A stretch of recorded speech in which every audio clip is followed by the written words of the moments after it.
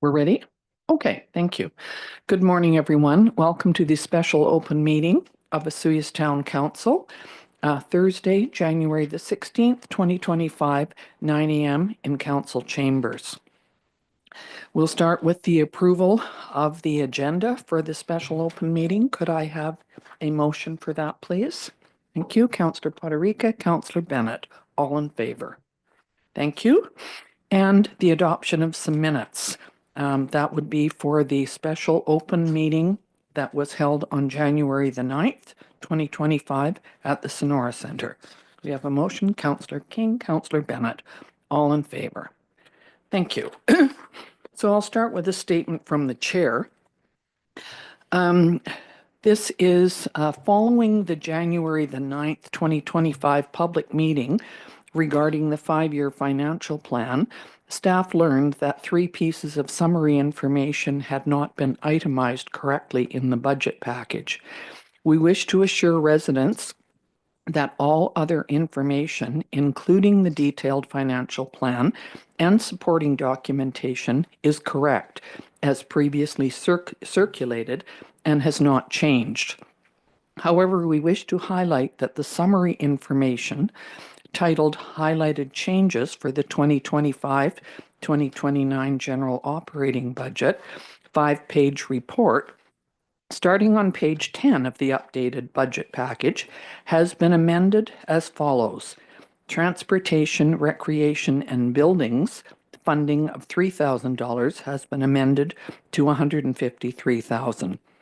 Sustainability funding of $9,910 has been amended to $159,910, and short-term rentals STR regulations funding of $7,000 was added. Pages 10 to 14 in the budget package have been amended to incorporate the 3 changes and supersede the information distributed for the January the 9th, 2025 special open meeting.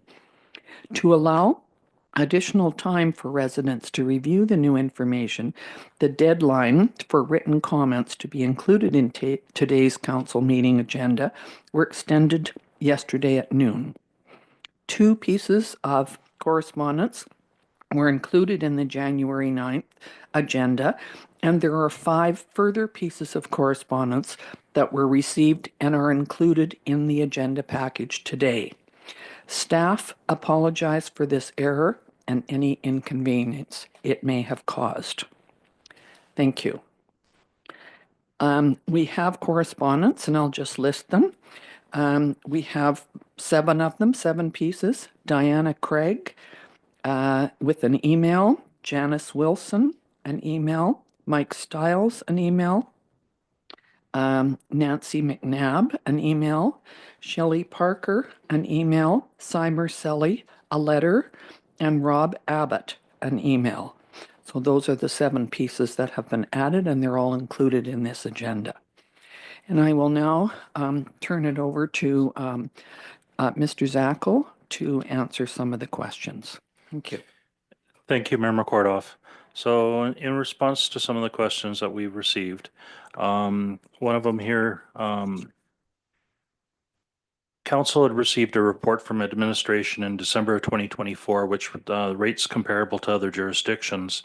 What we're talking about was a comment that said no one looked at the marina or looked at what we're charging for slips. Slips are being charged at what they were in 2013, so town is missing out on revenue. A response to that was Council received a report from administration in December 2024, and rates were comparable to other jurisdictions. 2025 rates were being increased by $500, 50% of that being an increase on annual fees, and 50% towards capital improvements. Another comment that was received is nobody's checking water, nobody's checking sewer. With staff vacancies, our existing staff are taking on the roles and responsibilities to ensure our critical infrastructure are protected and operational. The water and sewer systems are continually monitored and maintained by town staff, and all regulatory requirements are being met. A comment regarding all capital costs and contingencies are shown for others but not for True. Why not?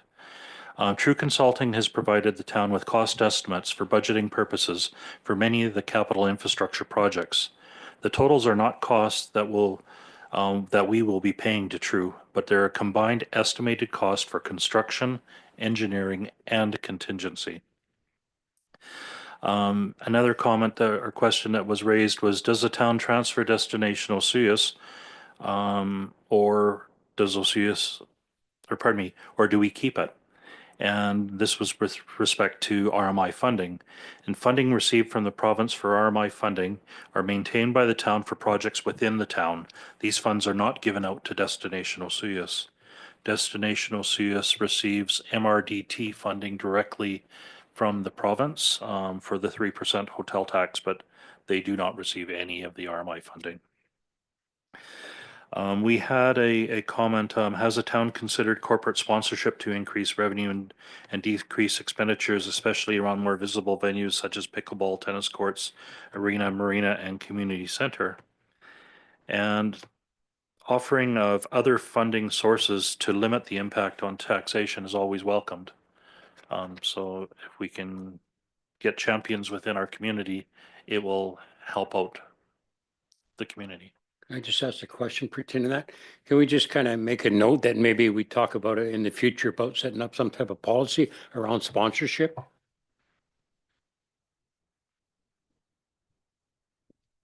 Go ahead, Mr. Davis. Thank you, Madam Mayor. We do have one item that we do sell advertising on our bus. Yes. And it's a hit and miss. The problem with the sponsorship program is having somebody with that background and actually having the time to do it, because it is a bit of a task. We also rely on our community, local businesses, to support our larger groups like minor hockey, figure skating, et cetera. So we wouldn't want to cut into any of their, sponsorship, ideas and stuff. Thank you. Just make one more comment. I guess just looking at Oliver, they have a major sponsor on their curling rink. So again, I think there might be some paperwork at least to look at. Not saying we can adopt it, but maybe we should just have a look at it. Thank you. Go ahead, Mr. Zackel. Another one of the questions was regarding 85th Street Plaza. Wondering how that was funded and paid for. The 85th Street Plaza upgrade was funded from RMI funding, as well as funding from Destination Development Grant funds. So no taxpayers' dollars were utilized to do that upgrade. We had another question and concern about our sidewalk maintenance and policy. The comment for this one is, staff are currently reviewing and updating policies. The sidewalk maintenance and inspection policy is one policy that is on staff's list to review and update. All community interests are factored into prioritizing annual sidewalk maintenance. There is currently a budget of $10,000 in the 2025 to 2029 sidewalk maintenance budget.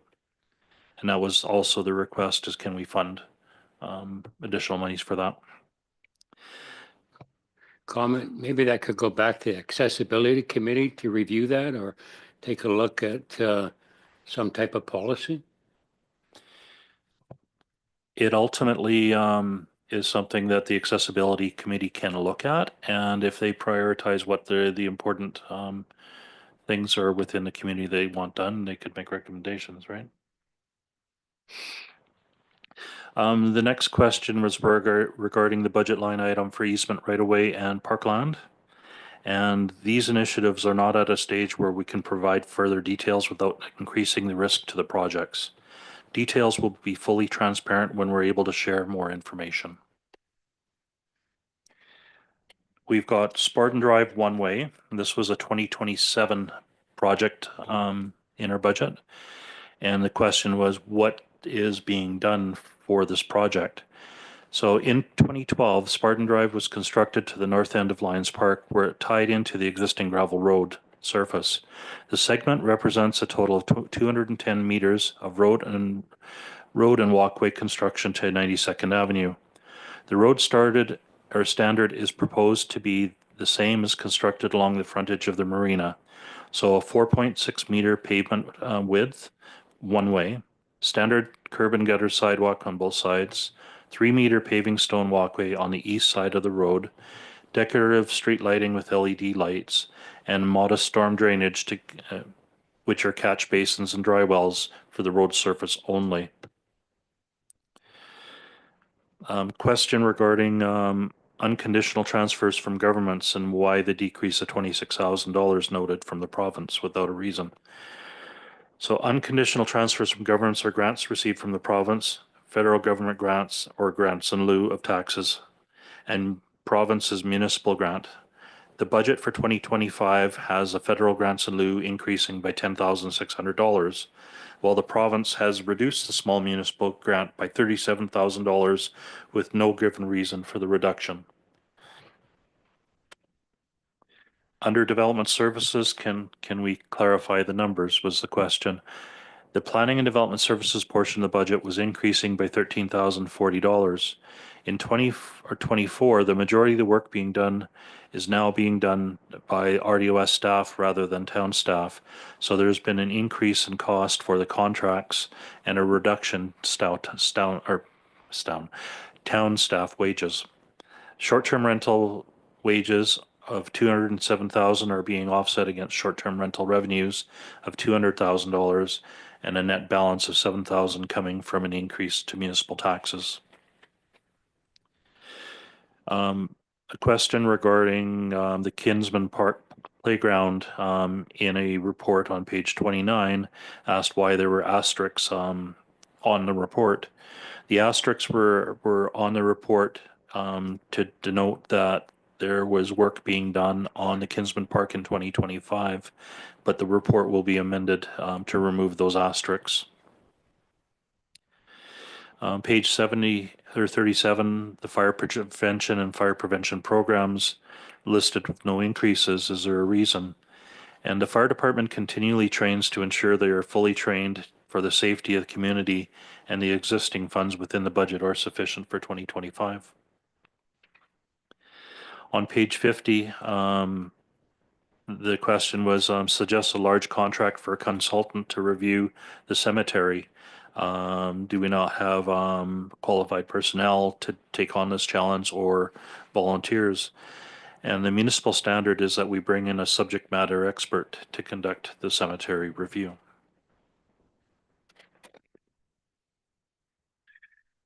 The next comment was regarding our vehicle fleet system. And currently, leasing of fleets has only been utilized on a short-term basis when the vehicles have been put out of service for an extended period of time. A plan to optimize the cost effectiveness of the fleet is being planned, but due to staff vacancies, we've had to postpone this initiative. Another question regarding the marina. Could you please elaborate how moorage fees in the marina are calculated and what percentage of these fees come from town? So moorage fees are calculated by reviewing reviewing other marinas within the valley. The rates for 2025 have been recommended to increase by $500, $250 for a fee increase, and $250 for an improvement levy. 50% of the slips are operated from Watermark, and 50% of are operated from the town, and all of the town slips are leased out.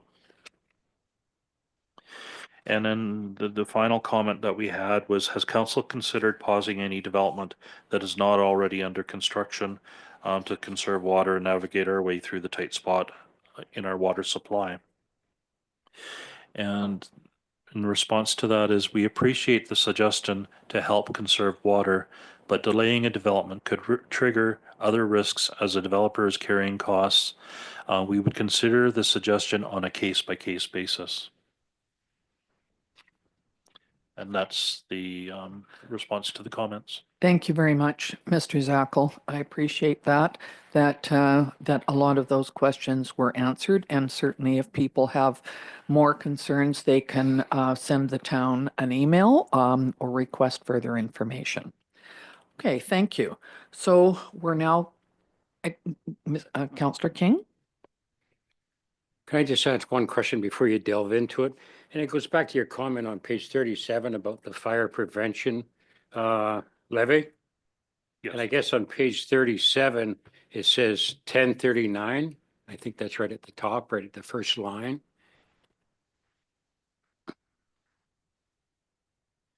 You're talking page 37? Yeah, 37, yes. Okay. And then, but when you go back to page 10, when you say the fire protection increase is $23.01. So how do you come up with the 2301? So the fire protection is funded from three entities. The town of Osuyas, the Osuyas Indian Band, and the Osuyas Rural Fire Protection District. So the town pays approximately 60% of the entire fire protection operating budget. Okay, can we go back to the beginning of the budget now and we can go through each item and perhaps if there are questions, then we could bring them up when we are at that item. Would that work? So I'll turn it over to the 5-year financial plan. Mr. Zackel. Thank you, Mayor McCordoff. So our 2025 budget framework principles are to ensure service levels in all operations and facilities are cost effective and meeting expectations of residents and visitors. Complete priority projects identified by council and department directors.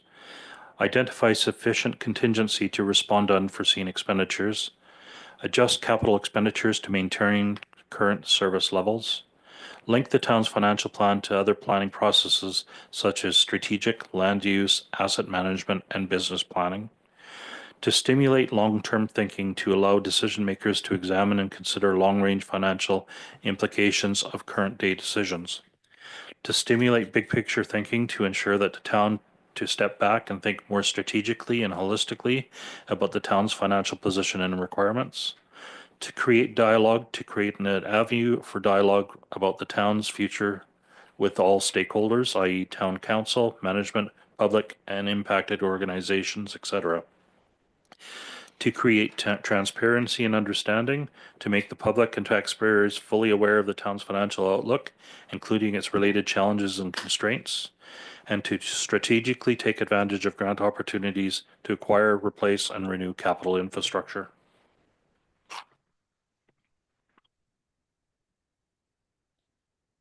So moving forward into the budget on page 10.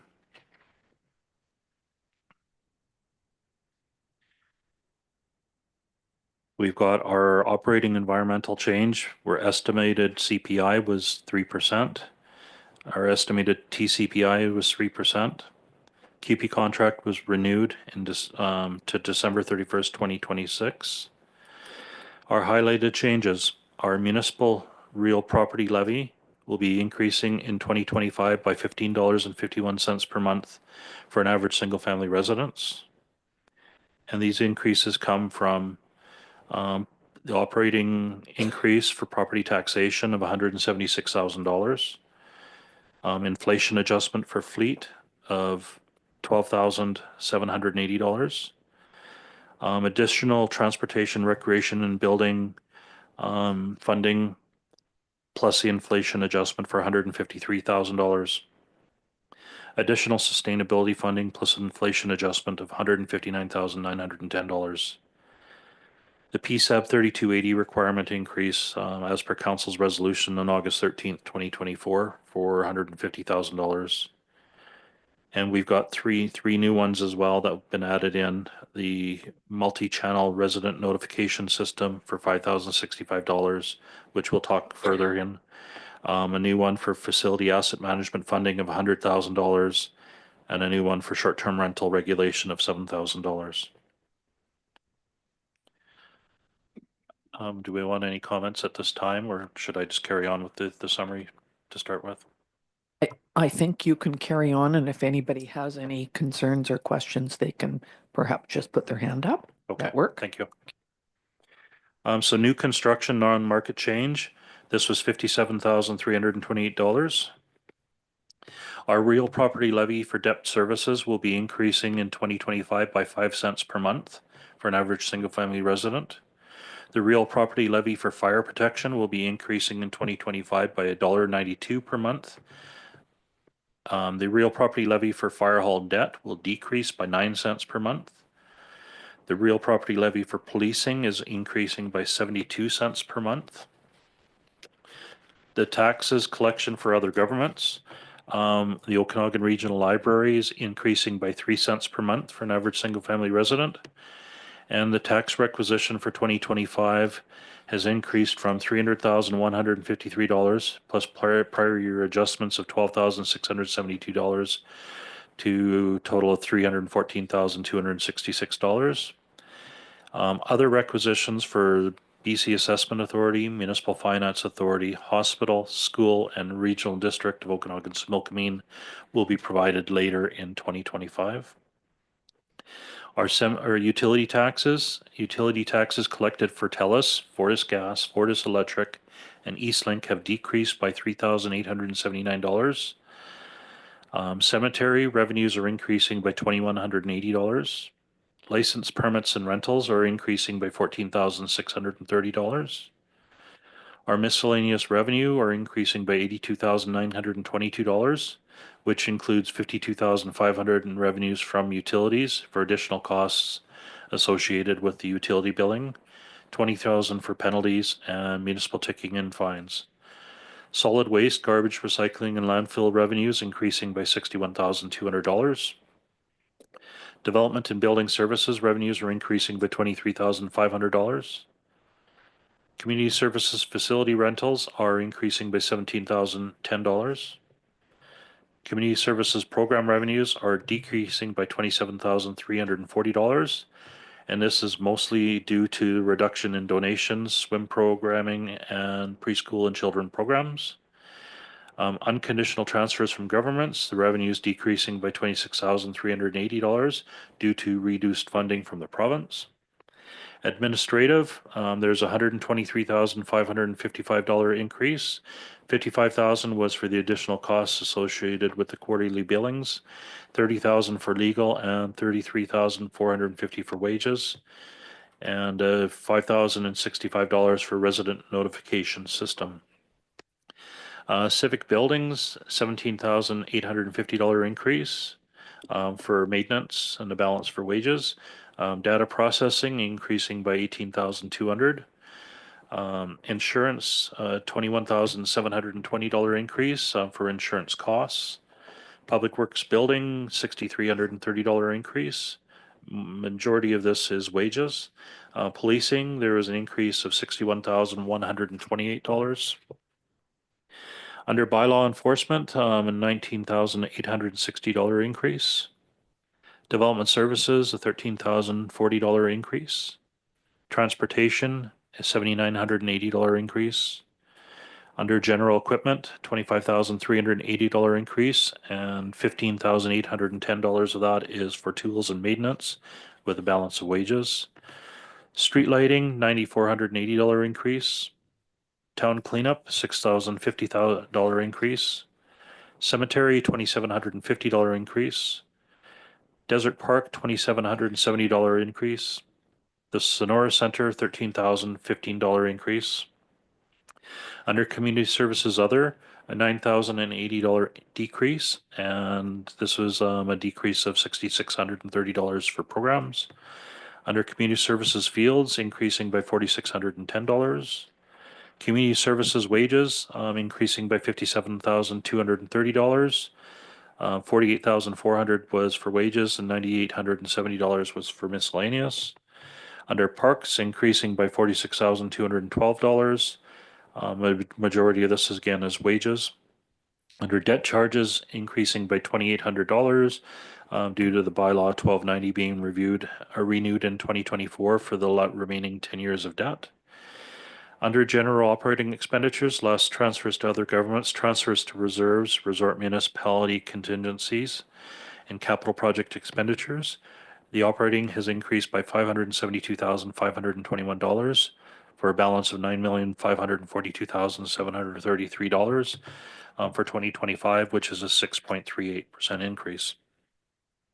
Under transfers to reserves, a total of $1,869,753 is being transferred to reserves. Under our general fund for fleet equipment, $438,780 is being transferred to reserves. Under transportation, recreation and building, 253,000 is being transferred to reserves. Under our general sustainability fund, $489,973 is being transferred to reserves. The new asset management for town facilities of $100,000 is being transferred to reserves. And PSAP 3280, 250,000 is being transferred to reserves. And under fire department fleet, 338,000 is being transferred to reserves. At this point in time, I'd ask if there's Yeah, I just Gotcha. asked a question. Thank you, Madam Mayor. I go back to page 11, the top one there, the tax request for 25, 300,153 plus the 1267 should only be about 312,000, not 314. 312,825 instead of 314, 226. okay. So there's an add error. Yeah, thank Yep. you. Okay.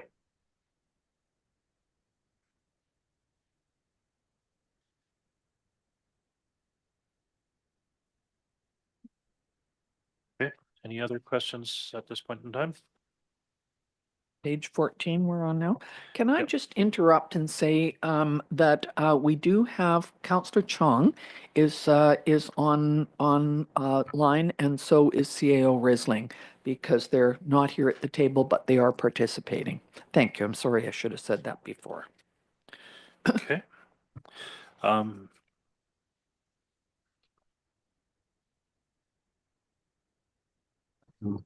So Hi, did you have a question, Councillor Chong? Yes. Well, more of a comment. I just want to make sure my audio is okay and everyone can hear me. Yes, we Perfect. can. Yes, we can.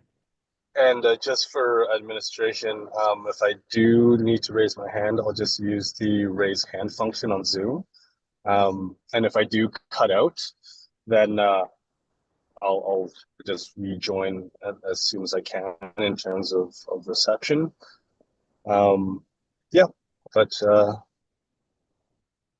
Thank you. I'm glad that you were able to join us, and Councillor Risling, CAO Risling as well. He's now a councillor. Yes, he has. Okay. Go ahead, Mr. Zackel, please. Okay.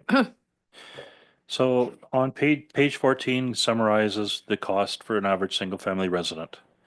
So for an average single family resident using the 2024 revised roll of assessment of $720,535, the overall increase to the average single family resident for the year is $217.70.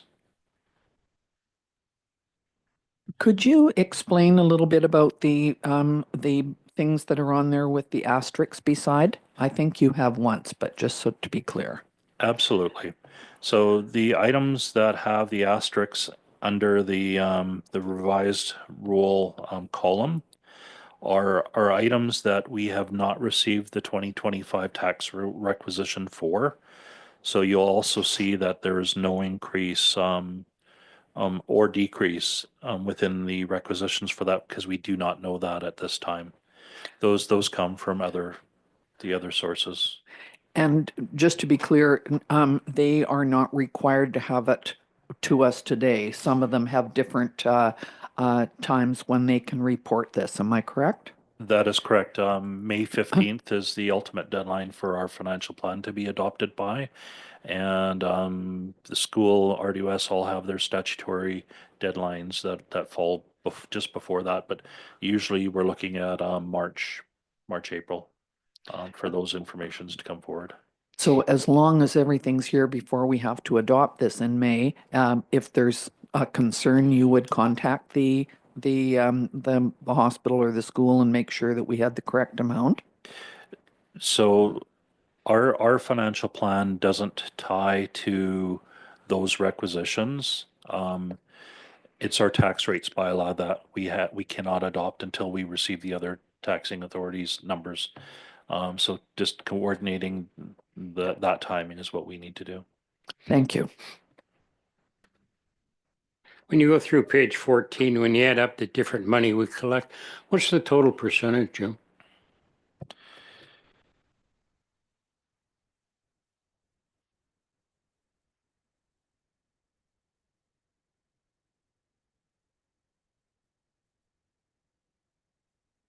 6.79% if we take the bottom total collected amounts.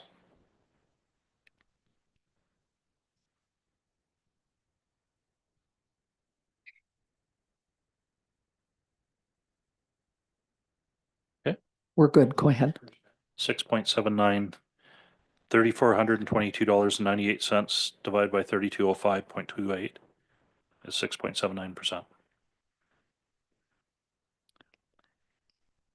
The municipal, if you talk municipal portion only, that's a different percentage. Talking adding the three together, Yep. municipal, police, debt, fire improvement.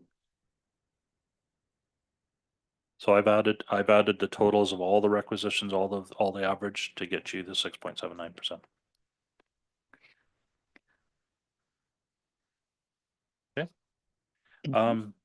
Okay, we'll move on to some of the operating request changes. Page number 27. And with this one, Mark, do you want to explain this one? Sure, thank you.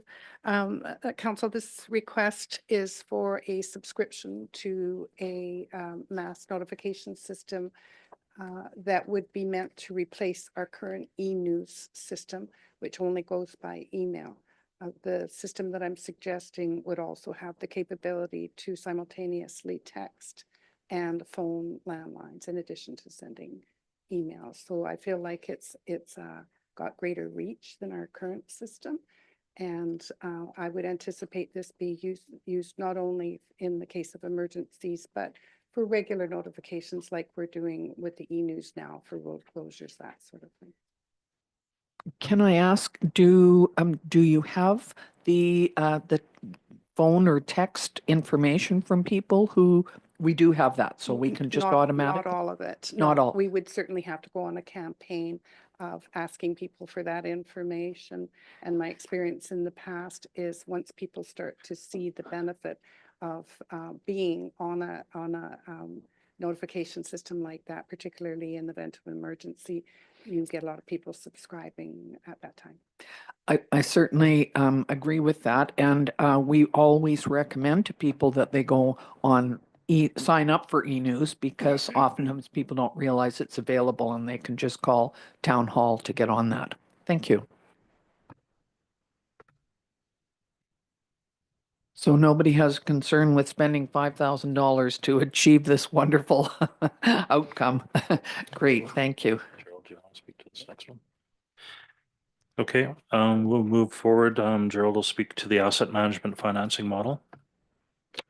Thank you, Madam Mayor. The asset management financing model was a result of the report that went to council. In terms of our asset management, we're looking at a $12 million annual fee to keep up to our facilities. What we're looking at here is to put $100,000 in reserve, and this is kind of just a start. This is a very small amount that will help us if any emergencies come up within the facilities that we have listed. And basically, this is what it is. Some of the comments from council during this, when the report was completed, was that if we have something, it is definitely a start. And this is where we're looking for this 100,000. This would be an annual item moving forward. And again, it could change in the future, but at least we would have something for smaller emergencies like we did this past year. Thank you. Councillor King? Thank you, Madam Mayor. I guess I struggle with this a little bit. Asset management, I think it's fantastic, and where you draw the line becomes pretty hard when you add all the fences in. I know there's some missing, some could be added. So I don't really know why we come up with all these fences that last for 40, 50 years that would need replacing. So I think the 151 is a little inflated, but this is what was presented. I guess you could add other ones on and take these off. I just know when you add 100,000 to reserves, though, adds $24.35 to the increase in the budget, which to me is a substantial increase. And I think we should start putting some money away. I just find the 100,000 is a little high, and I like to bring that down a little bit personally. So I could see that coming down to say 75,000 instead of the 100, if there's any support for that. I'd like to add that we were recently, a few of us that are sitting here at a meeting where asset management was it was put on by Silga, and it was a day-long workshop where we heard from lots of different communities, different sizes, on how important it is to deal with asset management. And we have to start somewhere, and I think that has opened up our thinking on this. And I do know that asset management has definitely been in the works for the last 10, 15 years. It just tends to be pushed to the bottom of the pile sometimes because of costs. But I think it's our job to protect our community and to protect what we have and basically protect our assets. So from my point of view, I am not willing to consider a reduction in this, but I'll ask other members of council. Is that Councillor Chong? Councillor Chong, go ahead, please. Thank you, Madam Mayor. Director Davis, can you give us a few examples of all the emergency repairs and maintenance that had to be done over the past year? Could you also include approximate dollar amounts as well? Can you come up with that off the top of your head? Either Well, one of you? Thank Emphasis you, on approximate. Madam Mayor, to Councillor Chung. One item that came up was the replacement of a furnace at the building across the way. Obviously, the items that we had for asbestos abatement, that was on a separate item, of course. We had a hot water tank that we needed to replace at the Cactus Center. Outside of that, for the facilities that we own ourselves, that wasn't accounted for, was our rooftop units at the Sonora Center. And probably, if we had an opportunity to go through each building individually and say something is going to fail last year or something is going to fail this upcoming year, there's going to be items for sure. And I can't give you that dollar amount.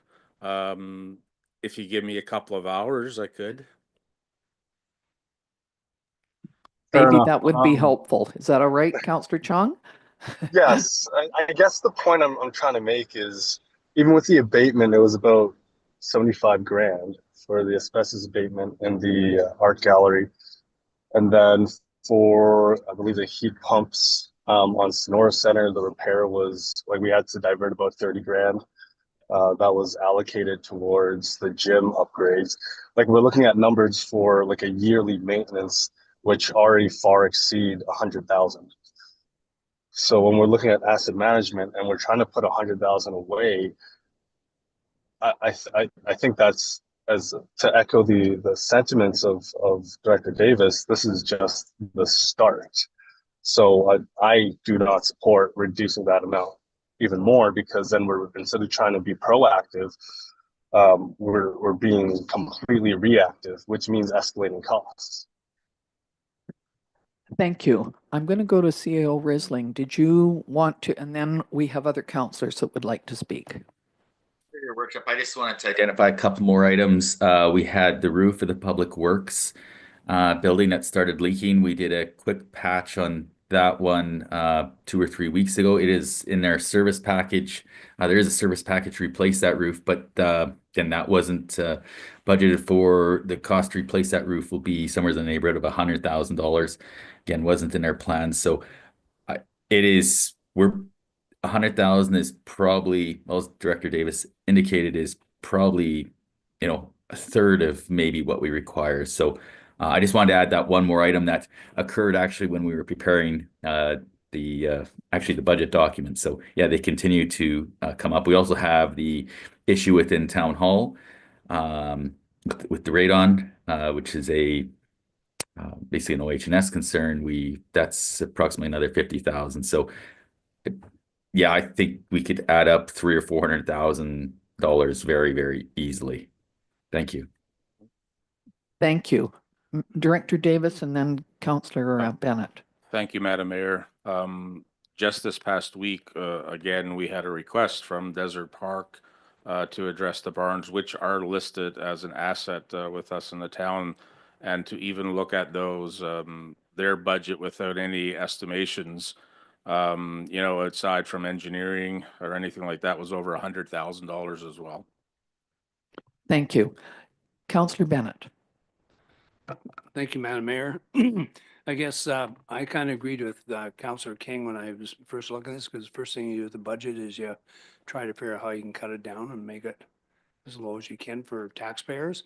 But when I looked at this, if we drop this from say 100,000 to 50,000, it doesn't even really make a dent on the big picture as far as percentage goes. But we really need to have the money in there to start working on these buildings. So I would have to go against that, Mr. King. I just think we need to put some money away, as much as I hate to admit that, but. Thank you. Councillor Poderica. Thank you, Your Worship. As you mentioned earlier, some councillor was able to attend the asset management seminar up the valley. And as we learned then, that making these corrective measures today puts us in a far better position tomorrow. And as we know right now, we've got about $151 million, whether Councillor King wants to disagree with that figure or not. That number is only going to increase over time as replacement costs increase over time. That replacement, and this is not even covering the maintenance, this is the replacement of the buildings. We're spending far beyond that just in the maintenance right now, just to keep buildings operating. Yet alone moving forward in the position that there's going to come a time where we're rather going to have that tough discussion as what closes, what stays, and what can we salvage. 100,000 to me doesn't even begin to cover what we're just going to I would actually support moving that number even a little bit higher, 150 per chance for this year moving forward. We have to get closer to that replacement value cost to make sure that we're, far better off financially in the future. If we're ever going to see a 12.6 in our lifetime, I don't think we will, but at least puts us in a better position than we are today.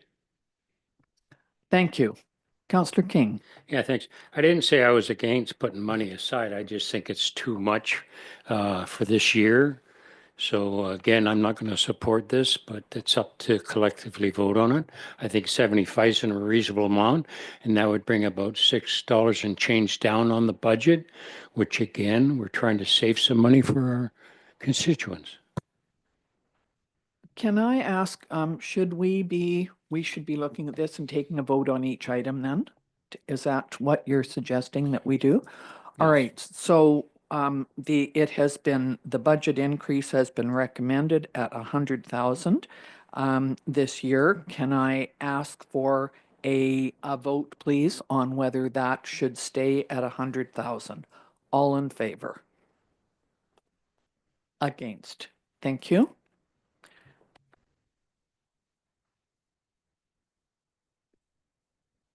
Thank you, Mr. Zackel. We're going to go ahead. Thank you. We'll move forward to page 31, and this is the short-term rentals and regulations. CAO Risling, are you able to speak to this, or would you like me to speak to this one? I can attempt to give a summary. Thank you. As council is aware, we're attempting to implement a short-term rental program. We've hired a consultant, Urban Systems, to assist and provided council with some direction on, I guess, some of the details of the program. We're hoping that those details for council's consideration are going to be coming. I think the last update I received was maybe March. I mean, so it's going to be a real tight fit for 2025. Our intent is to attempt to try to make this program at least break even. However, there are a significant number of unknowns as we enter into this whole process. Again, right now, we don't know specific details. So the intent of this service package is to show that we are proceeding on it. Our plan is to try to break even. However, when starting up a program, something as large as this, there are always going to be likely some unknown costs. So we basically put in a nominal amount to highlight that we're moving forward and requiring probably just some seed money to get this thing going. Thank you. Thank you. Are there any concerns? Councillor King. Thank you, Madam Mayor. I guess my question is, you come up with it's just a hypothetical 200 applications. How do you come up with that number? Do we actually know how many are wrong? Through your worship, some previous information that we received from Urban Systems, I think indicated that when they did a quick scan, it was probably in the 300 range, according to some of the on-platform sites. We were also aware that there are a significant number of short-term rentals out there that don't advertise. They've just been operating for years and have a group of people that continually rent the spaces. So yeah, this is a tough one. But again, our attempt is to try to have a fee associated with the short-term rental that will offset a lot of our administrative pieces. So there will be some basic costs to implement, like some costs that won't change, but there will be variable costs, like let's say inspections, that type of thing. So hopefully that fee will offset a lot of those variables. So in the end, there's less risk to the municipality, but there will be some fixed costs that we'll have to absorb regardless of the number that are out there. So yeah, it's a number that council still has to determine whether there are going to be some restrictions in certain areas, etc. But at the end of the day, hopefully, the plan is that the fee will actually offset the cost. So if there's 300, yep, the revenues will be higher and expenses will be higher. So the net budget difference should be hopefully very close. Hopefully that answers your question. Thank you. Comment? Councillor King. Looking at it, would this be you would have to hire a new staff person to kind of administer this? We definitely are going to have to look at some additional horsepower to assist with it. In our research with other municipalities, there's multiple disciplines that are required. So for example, we will require some administrative support. We will require additional building inspector report and/or fire department support if we decide to actually do inspections. So there might be some reallocation of work, at least on the fire and building inspection side. There will definitely be a lot more bylaw work to keep people in compliance. So this is a very difficult item for administration to deal with. As far as with the number of unknowns, there are likely going to be some reallocation of priorities as we go into this. And so, yeah, again, the first year here as a pilot, if we can get it going, is going to be a lot of unknowns.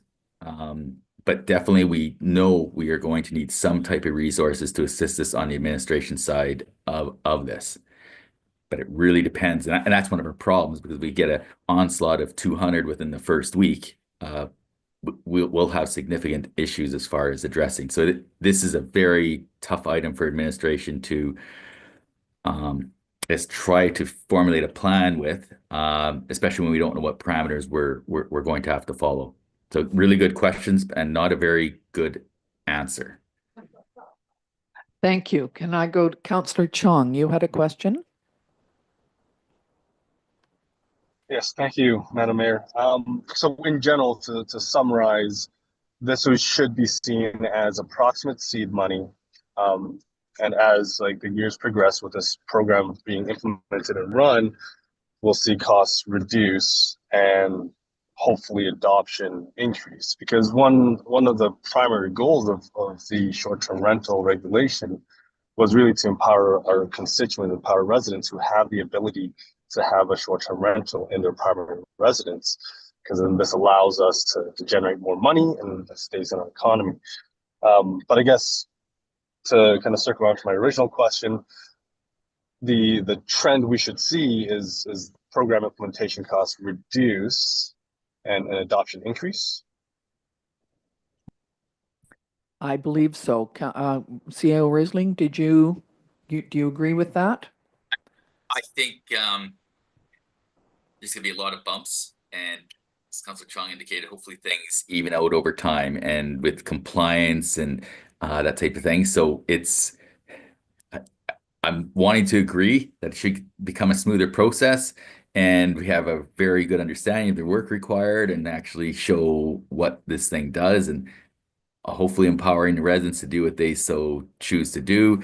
And we have a good backup system to expedite any applications and unfortunately complaints. So I'm hoping to agree with Councillor Chong. Thank you. And I believe that we are having a report coming fairly soon from our planning directors to talk about this particular issue, short-term rentals. It's being talked about in the whole regional district. It comes up often at the regional district table. And you will see in the paper last week that there's a report on how to deal with it in rural Osoyoos and rural Oliver, Area A and Area C. So everybody's a little bit different depending on whether you've opted in or not on this program. So I think there's more to this. Obviously, this money will sit there until it's needed. So we will not be spending it today. Thank you. Go ahead, Councillor King. Yeah, no, I support the initiative. I think it's a great idea to try to generate some revenue to offset this. Is this actually in the 5-year budget in the back of the book? This is included in the 5-year financial plan, yes. So it's also showing as Where would I a find small it? increase. Right here. It's basically an operational increase, so it's built right into the operating Oh, at the budget. front side? So it's in with all the accounts. So Okay. you'll see the expenditures under planning and development services and the revenues under the development services revenues. Thank you. Okay, thank you. So I can assume that we're okay with moving forward on this one. Councillor King, you're okay with that? Do we need to take a vote on this? Well, I think you got to vote on it anyhow. All right, we will take a vote on this. So this is the recommendation that we've budget increase of 207,000 for short-term rentals. Can I have all in favor of that? Thank you. Anyone against? Thank you, that carried. Next, thank you. Thank you, Mayor McCordoff. So speaking on page 33, these are potential additional staffing requirements. These have not been included within the 5-year financial plan, but we want to bring them forward for council so that they understand that this is what staff is seeing is some short or pitfalls within the organization and some staffing shortfalls that hopefully at some point in time we can consider. The first one is an asset management project coordinator. And the objective would be for a longer term commitment to maintain asset management program once completed. In the short term, we are utilizing consultants to gather the basic data. This requirement would assist with the ongoing maintenance. For the amount of time required, we'd probably have to increase a 1.0 FTE to do this. Under efficiency, program review, documentation of existing processes. This objective would be to document existing processes as well as identify potential process improvements and efficiencies. This is also 1.0 FTE. An emergency program coordinator. The objective would be to have a dedicated person for the town of Osoyoos. Estimated at 12 hours per week would be required. However, exact amounts depends on the outcome of the RDOS, EOC, and ECC reviews. We are estimating this position would be a 0.34 FTE. A nonprofit group coordination liaison. The objective of this position would be to contact nonprofits. They'd also assist with finding and potentially assisting with grant applications. There's also an opportunity to assist with frontline work to reduce staff shortages, which results in early closing of facilities. Again, this is estimated at a 1.0 FTE. Under occupational health and safety, the objective would be to administer and cooperate OH&S requirements, including and updating policies and conducting research and best practices for the amount of time required. This is a 1.0 FTE as well. Under policy bylaw review and updates, the objective of this position would be to assist with bylaw policy reviews as well as complete grant applications as required when they become available. And a project coordinator, objective would be to have resources to research and implement new programs, as well as assist in keeping projects on schedule. Operational services has numerous projects that could require a full-time position and other projects within the corporation.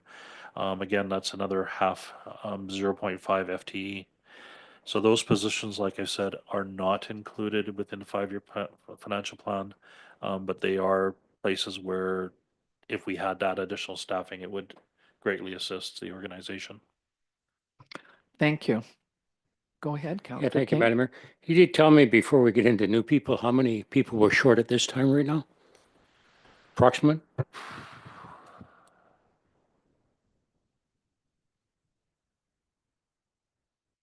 I'm counting 5. About that. Thank you. That was interesting to see what we could use and what we need. Obviously, we don't have the money to support those right now, but absolutely we need to be reminded that those are important positions that we need to consider at some point. Thank you. Oh, Councillor Chung, did you have a question? Yes, thank you, Madam Mayor. So currently with our staffing deficiencies, we are utilizing consulting services.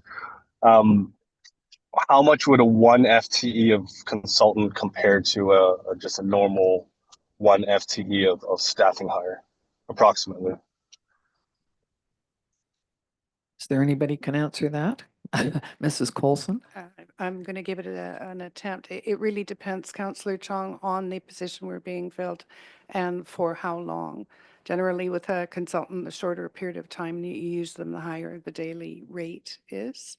But I don't think I can just give you a universal answer, but one size doesn't fit all. Generally with consultants, though, you would be paying a little bit more because you would be paying things for like per diems and travel costs. So it would be safe to say it is a significant amount. So. Was there something more? I- I'm not sure I heard exactly what that was, but I think that our saving grace at the moment is that we have the ability to hire some consultants, which we've done on several projects, in order to do some of the short-term activities that are needed. So yes, we have to weigh whether a full-time person would handle all of those things. Sometimes a consultant is the best way to go because it's for a short term and they're experts in their field. So I think we could probably look at both sides of that one even a little further at some point in the future if we need to hire again. Is that okay, Councillor Chong?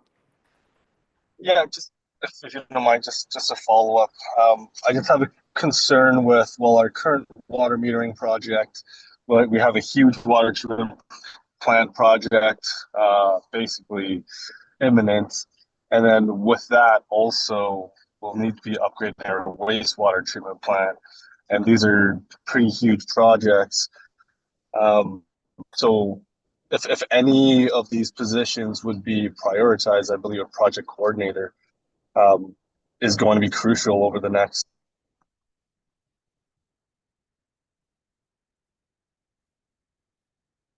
I think he's, you're Just a cutting comment. out. You're probably going around a corner or something, are you? Yes, and we totally understand. Did you have something more to add? No. Okay. Can we move on then? Absolutely. I think some of the things, when I'm just looking at these, may be covered with the regional district. And certainly the emergency program coordinator, we're trying to do that, I think, at the regional district as a coordinated approach. And I think we'll hear more about that specifically when Mr. Zaffino comes down to speak about the RDOS budget. So we could certainly ask that time. Thanks. So we looking at the fire department budget now? Fire department, budget. So fire department, currently allocated, and this is based on 2024 assessments and will change once we receive the 2025 assessment values. So the cost sharing is based on their assessed values. So Town of Oswego currently was budgeted at 59% of it. The Oswego Indian Band at 18.47%, and the Oswego Rural Fire Protection at 22.43%. The requisition for fire protection is increasing by $88,048, which is a 10.39% increase. This is mostly due to the costing of the new unit 191 that just arrived, and we're financing half of the truck over the next 5 years under our equipment financing program. With that, we've also got some 2025 capital projects that are within our budgets. The first one is the overhead door replacement, budgeted for $75,000. We've got the front doors completed in 2024, and they came in under the budget number, and I believe we have the opportunity to have this one come in significantly under his budget as well. But what we would be requesting at this point in time is pre-budget approval to get this project moving forward. We've received a quote from them, and I believe it's only good till the end of January. So that's the report on page 40. Is that what we're talking? Oh, yeah. That's so correct. you need a pre-budget approval to go to a maximum of $75,000 for the overhead doors. Correct. And 2 of the doors have already been done, or the north ones, and now it's the south ones that will be done. The north one's already done, correct. Yeah. So could we have a motion, please, to go ahead? Councillor Poderica is moving that. Is there a seconder? Councillor Chong is seconding that. Any questions? All in favor? Thank you very much. That's okay. Thank you. Go ahead. The second capital item that we've got on there is Jaws of Life combination tool, battery operated, for $25,000. And this is ultimately to ensure the fire department has up-to-date rescue tools available. Their society tries to raise funds as much as possible, and they do a number of improvements within the municipality, but this is one that we're requesting that the town and the Rural Fire Protection and Indian Band contribute towards. And so this doesn't need a pre-budget approval, or it does? No, we're not No. asking for pre-budget Okay. approval, just approval that it stay within the Approval that budget. this stays in the budget. We okay with that? Okay, thank you, Councillor King, Councillor Poderica. All in favor? Thank you. Okay. And then the last one was the used aerial 191 purchase. And I believe we received council's authorization on this one already to proceed at a previous budget meeting. I think we're lucky that we have this option because we know that it will probably save us a couple of years before we need to purchase a new one, which is considerably more than 60,000. So I think that we need to get on this one pretty quickly. So the process is in the works. Once it's finalized, we will know and we can relay that information to council. But at this point in time, it's still being worked out. So no funds will be expended whatsoever if this does not come to fruition. Thank you. Councillor Bennett, do you have a question? Thank you, Madam Mayor. To Mr. Zackel, when we have, right now, we don't have a fire chief in place for last mile. What happens to those wages we budgeted? So those wages remain in the budget. They don't get spent. And ultimately, if that position takes a little longer to be filled, there should be a surplus in the fire department operating budget, which Good. then would stay in the fire department reserves. Right, thank you. Counselor Chung? Thank you, Madam Mayor. Go ahead. So just to clarify, with this $60,000 aerial purchase, how much money have we saved in today's dollars, as opposed to buying a brand new one? A brand new one is roughly, I believe, 2.2 million. So by A lot. it's lot. quite a lot. The other thing is you also get to see how the unit actually operates within the municipality, because there's a lot of different areas where this will 100% benefit the community, but it gives the fire department the opportunity to utilize a unit that is still should be good for a number of years, and get them to be able to right size the future piece of equipment as well. Thank you, This Mr. is- Zackel. You okay with that, Counselor Chung? Yeah, I just want to follow up with a comment too. When we did have that fire on Main Street beside Unity, I believe it was the past summer, Chief Courtmeyer at his debriefing had noted that they were 1 degree away from Unity catching fire as well, and due to the great fire suppression abilities of our department, we were able to avoid that. But with an aerial, that would have been completely not the issue as well. So I'm ecstatic about this number, and the fact that there's a few zeros that are not behind it. So I would like to support this one for sure. Thank you very much. And I think because of the fires down in Central California that are so much in the news right now, I think that everybody is looking at fire departments and what they can do to try and help. Presumably, there were all kinds of other issues down there in California that that compounded the risk, but definitely having up-to-date equipment and well-trained fire personnel, and they jump in from all over the country, all over the United States, Canada, Mexico. It's a coordinated effort, and we need to absolutely support our fire department because we don't want to be in the same boat. Like Jasper, there's an example of another one that's quite recent that was here. So I think we can safely say that we're all in favor of the fire departments. And looking at, you said that there could be an adjustment in assessment, but I think it sounds like the assessments are fairly a little bit below, a little bit high. My assessment on my house was a little higher, but I've heard of others that have been a little lower. So I think it's probably going to even out. Yeah, Thank you. ultimately, the assessments, you look at the total fire protection areas, and so it'll also take into account new construction, changes in different levels as well. So, but that'll get readjusted, but the total dollar value collected will remain the same. Great.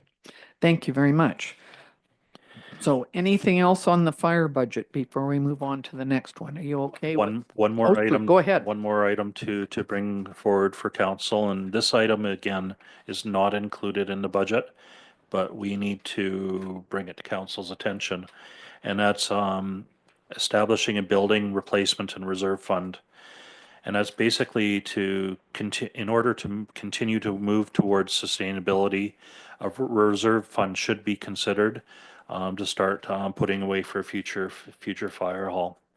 It is a brand new fire hall, but you know the lifespan of them again at some point in time will expire. So it just got a table that shows you basically if we were to fund a new fire hall in 64 years, with the appreciation and that, what it would cost the average single family dwelling today to start putting money away. It's alarming. But we need to make council aware, and if council wishes to consider start putting money away, into reserve fund, it only benefits the community in the future. Thank you. I totally understand it. Fortunately, the fire hall is one of our top buildings right now, so Yeah. I don't think there's as much of a need to do something. But I've talked to a few of the mayors over in in the Kootenays and other places that are looking at building a fire hall. And guess what? It's about 3 times the amount that it cost us when we did it. So we were lucky that we kind of got ahead of the game on that one and had a referendum and it was passed. So I'm not sure whether anybody else feels that we need to put money into replacement fund at this point, but could we take it under advisement? I'll open it up to council. Anybody have a thought on this? Okay. No, let's leave it then for Okay, now. fair Thanks. enough. Okay, our next part of the budget, page 44. And we're going to talk about the highlights for the RCMP budget. So the budget presented to council's got a $35,628 increase to the policing costs. Increasing revenues by $35,628 to offset the net increase in operating expenditures, which is $62,128, which includes the final retroactive payment for 2025 of $78,844. In 2025, the requisition has increased to accommodate a 3.5% increase in RCMP wages, a 2.5% increase in public service employees, and the costs associated with body-worn cameras. A reserve amount in the amount of $21,500 is being utilized to reduce the impact on the increase to the police tax requisition. And effect on taxation, it's about a 72-cent per month increase. Current staffing for the Osoyoos detachment are 1 sergeant and 5 constables, and the municipality funds 70% of the operations of the RCMP. The current RCMP reserve balance is $1,209,877, with $78,844 being utilized for the second and final retroactive payment, and $21,000 to offset the 2025 increase, leaving a reserve balance of $1,109,543. Thank you. I know that the reserve balance is really important to have in there because if there was a major incident in the town, we would eat that up pretty quickly. So we need to have that in there. I have a question about victim services because that is part of the RCMP, and according to on page 45, there's no increase in that. Is that correct or? That is you. correct. So ultimately, the victim services is funded mainly by the province.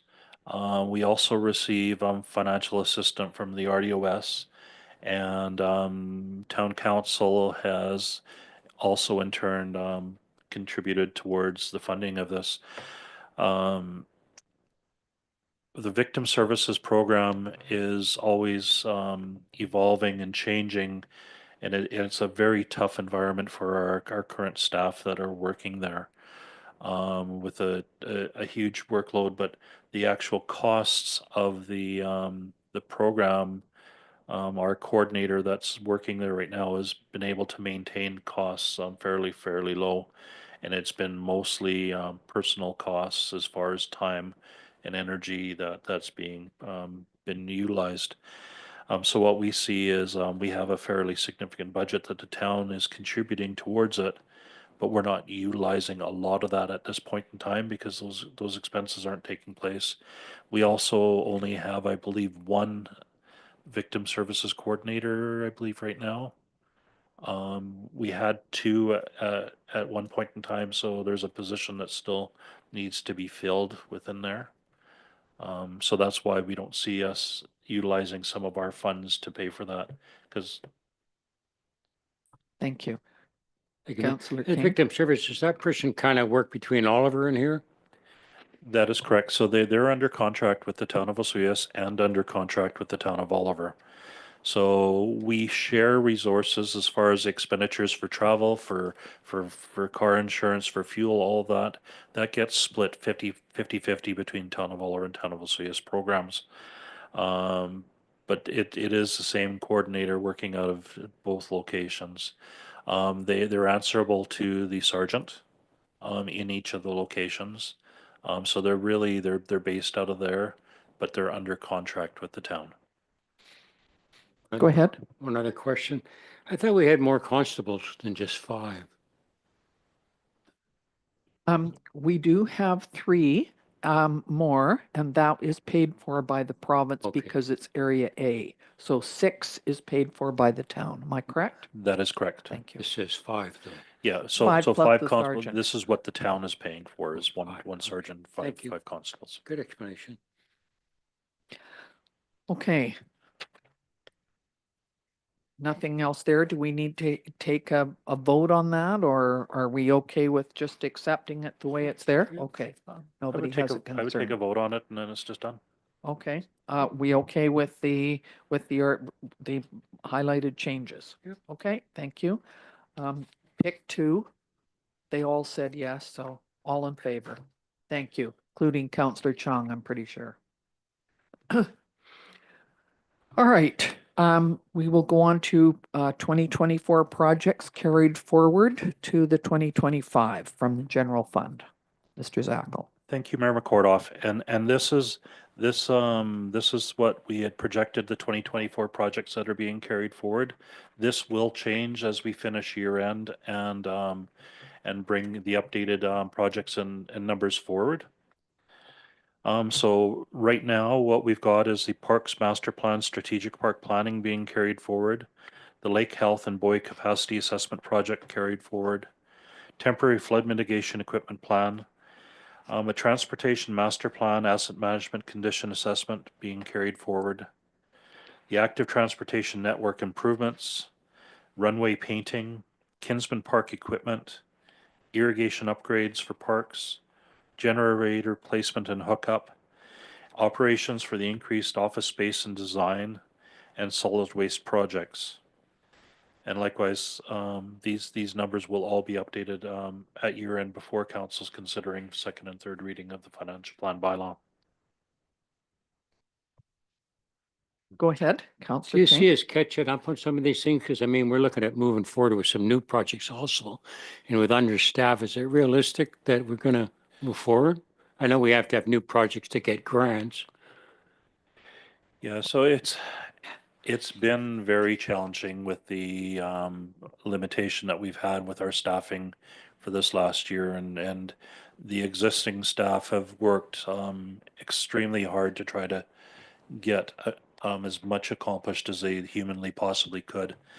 Realistically, CAO Risling is working really diligently to ensure that we are getting these accomplished and the priorities of this to happen. So I would say optimistically, yes, we have to get these accomplished. So by delaying anything, just subjects the municipality to additional costs, and we don't want to do that if we can help that. Work harder, we get staff, and CAO Risling's working really hard to get that additional staff here. I mean, it's been a huge challenge, yes. Thank you. Councillor Chung. Thank you, Madam Mayor. Well, and then in your opinion, then would a designated project coordinator definitely help with managing this workload, but ultimately also save us costs? Because every year these projects get delayed, they increase anywhere between 5, 10, maybe even larger percentages. So if we're able to execute these projects in a timely manner, ultimately we are saving money. So would a project coordinator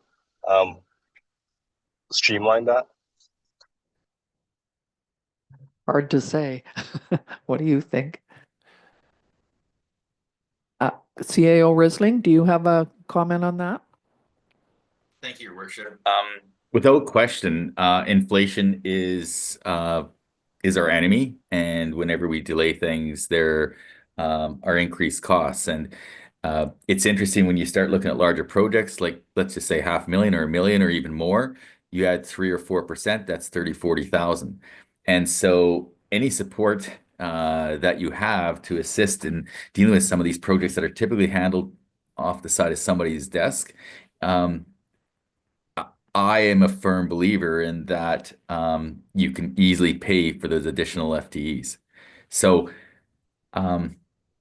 yeah, we're just so far behind. Inflation is really starting to hurt us just because of the significant amount of backlog in our capital projects. So having additional horsepower to move these things forward, will ultimately, in my opinion, save the taxpayer money. We are very hopeful that we'll have a director in place. We have been working on that one again the last few weeks, and they're hopeful that within a few months here we'll have somebody in that position, and additional support would help. But I know how tough things are, and we've had a very difficult time in really seeing that investing actually helps reduce our costs in the long run. So again, I agree with Councillor Chong's comments, and investing in that horsepower will ultimately result in longer term savings and a better efficient process in dealing with a lot of these matters. Thank you. Okay, so we're going to leave these and hopefully we can get them covered this year. We've got our fingers crossed. So, Mr. Zackel, Okay, no, that's fine. we don't need to vote on this. It's already No. been accepted. We've already voted on it And before. ultimately, the 2024 carryover projects will be adjusted. Like I said, they'll be adjusted before council considers second and third reading to the financial plan bylaws so that we get the updated numbers in there. Thank you. And it'll be reported to council on that as Thank you well. very much.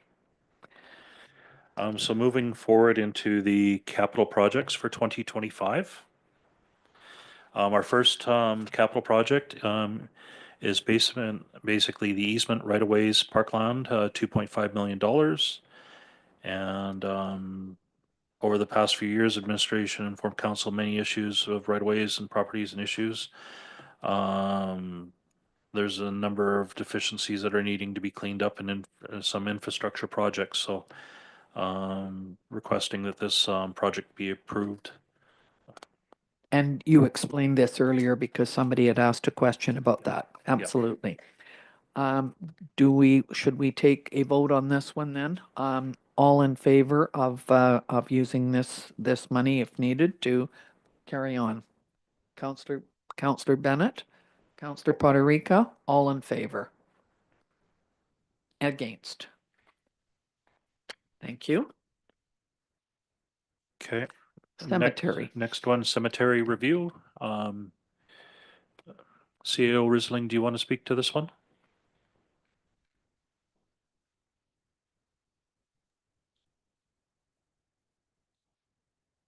So thank you. This is the cemetery review for 85,000. Yeah, we talked about this one last year. Our cemetery is nearing capacity on burials. I think the sooner we can actually figure out exactly what we want to do into the future, whether we want to continue with burials, et cetera, the better. We do know also that land is increasing significantly as far as costs. And so the sooner we can arrive at a plan and move forward with potentially new purchases is again, I think, a savings to our taxpayers. Land, again, is difficult to find, especially with some of the new conditions that are out there. For example, moving ALR land to other uses, which is extremely difficult. Again, the sooner we can get a plan in front of council to approve and support, the quicker we can deal with our long-term need. So again, this was something that was originally approved last year, just due to a lot of the pressure to reduce the The overall tax increase was ultimately removed, but with every year being delayed, it will ultimately cost more to do. So, does council have any questions? Thank you. Thank you. I do think the fact that we had a columbarium put in, I don't know when it was, 5 years ago or so, has helped. It's like the landfill. When there were changes made and we looked at the landfill, how we could make it work more efficiently, it saved us many, many years, 30 or 40 years on our landfill. I'm assuming that the same thing might happen with the cemetery. If we had somebody come in and have a good look at it, how can we be more efficient here? How can we use this property in the best way possible? And because adding a cost of buying a piece of property is going to be millions. So I think we need to look at how we can be extremely efficient with what we have there at the moment. So I don't think we can afford to buy. Yes, go ahead, Councillor King. Thank you, Madam Mayor. This would also go out for public input if this got passed. Mr. Risling, do you have an answer for that? Would it go out to public Sorry. input? Through your worship, absolutely. I think there's a lot of collaboration that's required, including some of our religious organizations and seeing trends, etc. So yes, there will be required to do some type of consultation process. Thank you. That's included in the report. It says that. So that's a good thing. Yeah, right, for sure. Go ahead, Councillor Bennett. Thank you, Madam Mayor. Is there a big problem getting land out of ALR for a cemetery? Is it like getting it for, say, a wine, like to just take it out of there? Is it a lot easier because it's for cemetery, or do you go through all the same hoops? Mr. Risling, do you have any idea about that?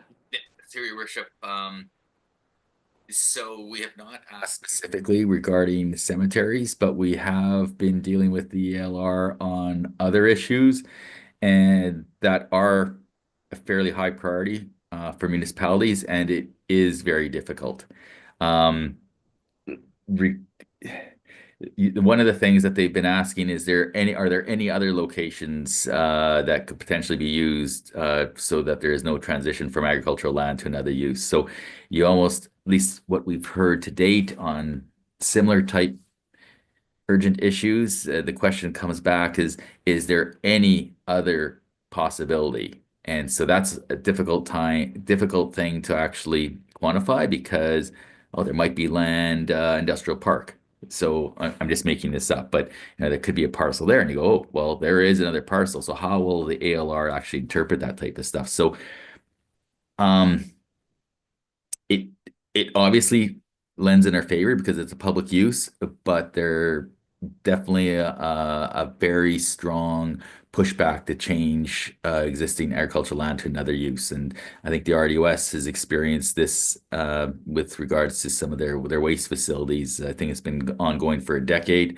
Pretty much thought they had approval on an expansion for a very important regional initiative, and that ultimately got declined. So I don't have a exact answer for you on cemeteries, but definitely based on other projects we're seeing, it is extremely difficult to do. Did you have something else? Go ahead. Yeah, the reason I just want to bring that up is I think if we're talking 10 years or something, looking to buy some land between now and then, the sooner the better, because it could take 10 years to even figure out if you can use it. So on some of these parcels, yeah, you're looking at least a year or 2 years if everything goes just perfect. And that, so if we got a consultant to assist, the public consultation, which takes about a year, figured our direction. Yeah, the sooner the better. So I completely agree with your comments, Councillor Bennett. We need to move on this, and it'll do nothing but make us more efficient and also get a plan forward and address any regulatory hurdles that we are going to face. Thank you. It is 10:30 and I'm wondering if council would entertain a motion to recess for 5 minutes. Oh, absolutely. Sorry, we will, if there's a need to make a motion on this one, on the cemetery review, you're moving it. Counselor Bennett is seconding that. All in favor? Thank you. Sorry about that. All right, could we have Counselor Poderica, Counselor King, a motion to recess for 5 minutes? Would that work with everybody? All in favor? Thank you.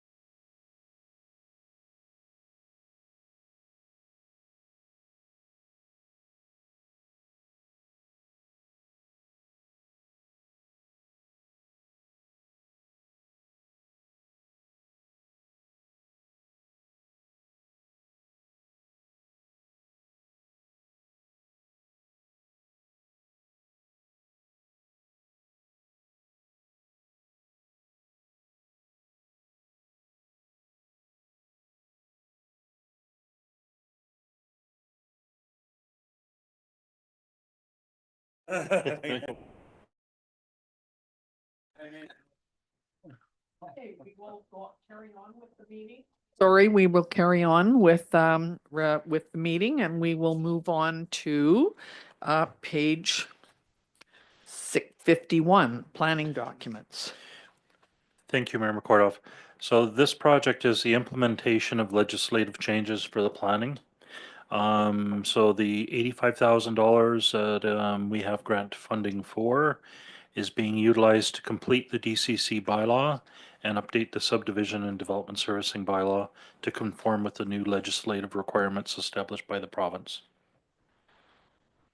Thank you.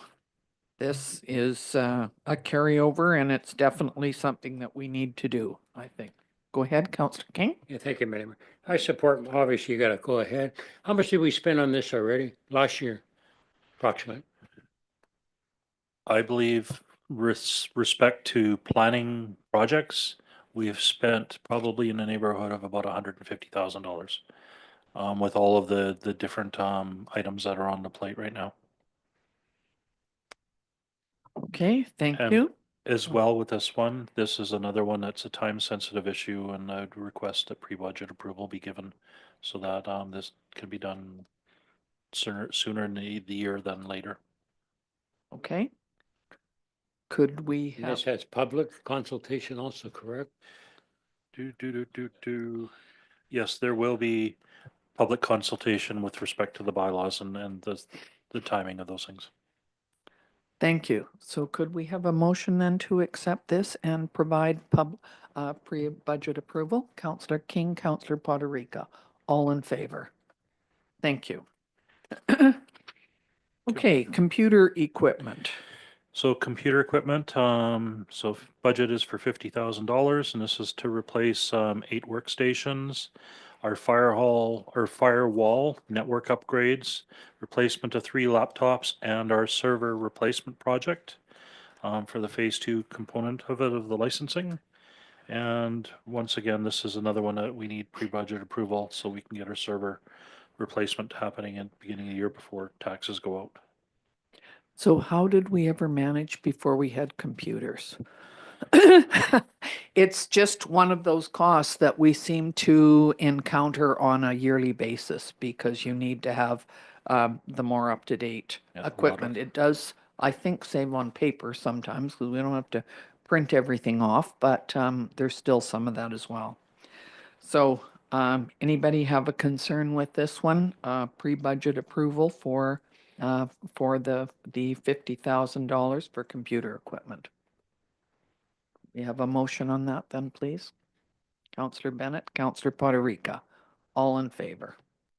Thank you. Okay, thank you. And the next one is office equipment.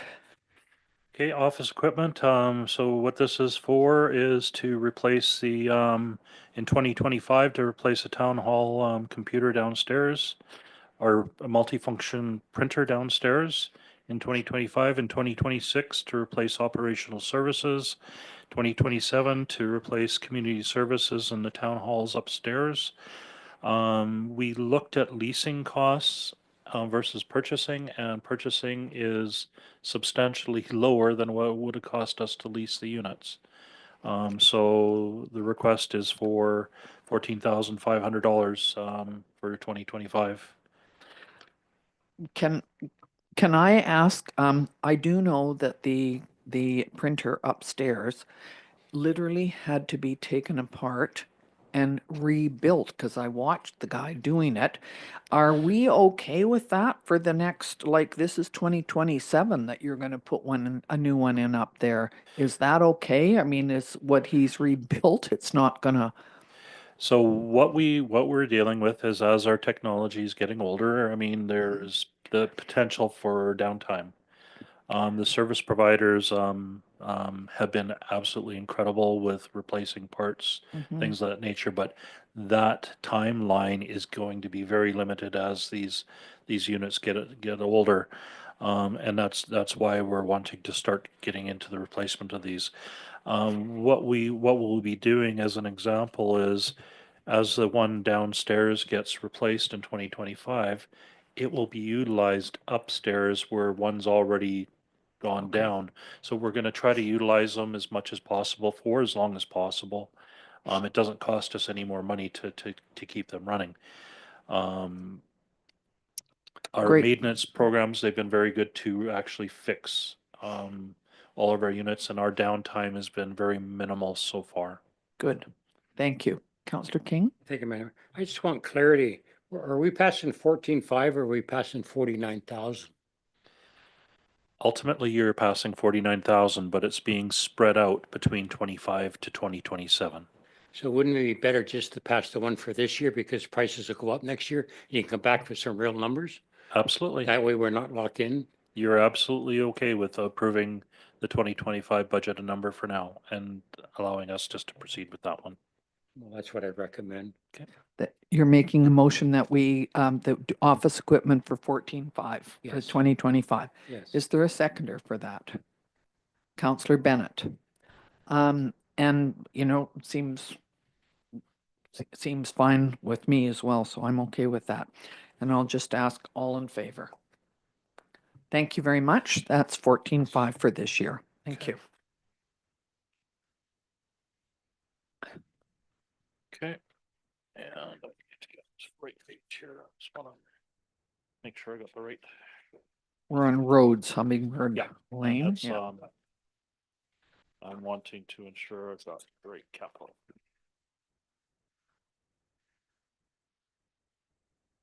Okay. So our first capital project is the Hummingbird Lane resurfacing, which is 136,000. Get my number. 137,000 is our budget to complete.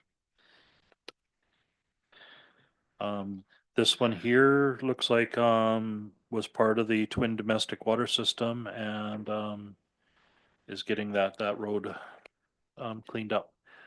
So the water and the sewer parts have already been completed on this if necessary. And is this, I wasn't sure, is this just to pave it or is there going to be a sidewalk included in that, or do we know it? It's not quite, I'm not So it quite talks sure. about the segment pavement is 7 meters. So it's just strictly a 7-meter paved. Okay.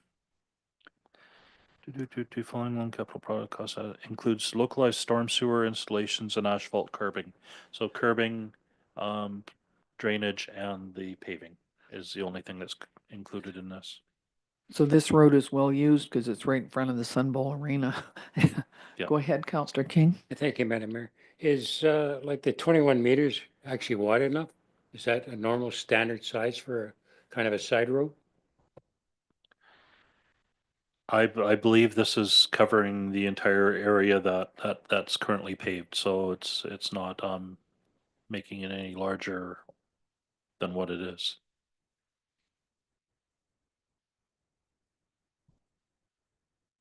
Okay, I think, are we okay with this one? Looks like we need to put some, Mr. Yeah. Resling, did you have a Yeah. comment? Yeah, your worship. So this is just so what we've been trying to do is replace pipes, and a portion of that road replacement has been already approved in other capital packages. This is the piece that wouldn't be covered by the tearing up of the pipes. So these are all kind of linked projects as we go in and do the underground infrastructure. We might as well replace the entire road so that area is complete. With regards to curb and gutters and sidewalks, that is something that we probably have to do more discussion on. About a year or so ago, we completed an active transportation plan, which included recommendations as far as where sidewalks should be built, where bike lanes can be built, et cetera, et cetera.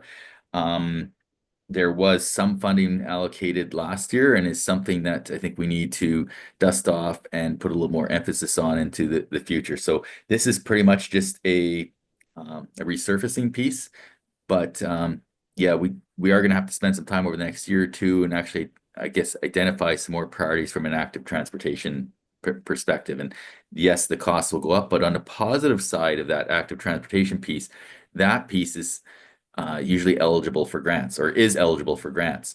And we can leverage the funding that we would have within our funding resources to basically get 50-cent dollars. So that's something I think we need to discuss a lot more to move in that direction and capitalize or get some return on grants. But in this case, that's not the situation, but it is something that we need to have a more thorough discussion on.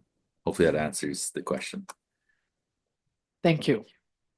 We okay on this one then? The Hummingbird resurfacing, it's definitely a busy road, so I think it probably needs to be done. So do we need a vote on this one?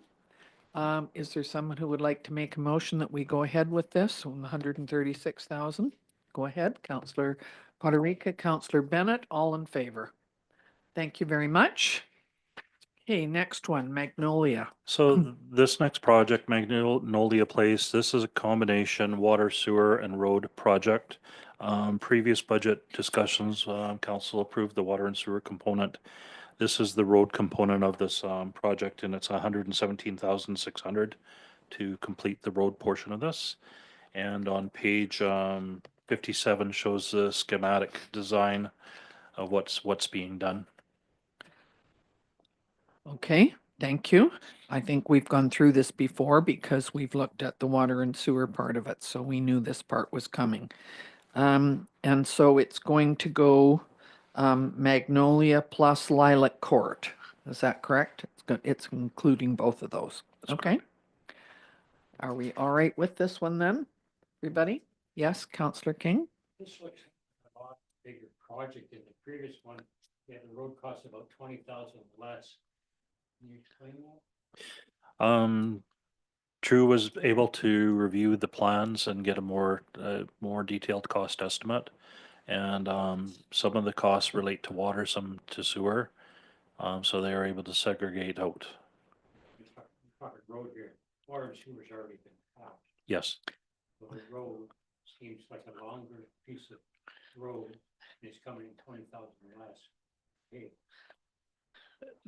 Like I said, they would have updated their numbers, but these numbers that are in this report are the exact same numbers that were in the water and sewer, which also showed the road. Yeah. Okay, we're okay with this one then? 117.6 for the roads to complete this project. Do we need a motion on this one? Yes. Okay, Councillor Poderica, Councillor Bennett, all in favor.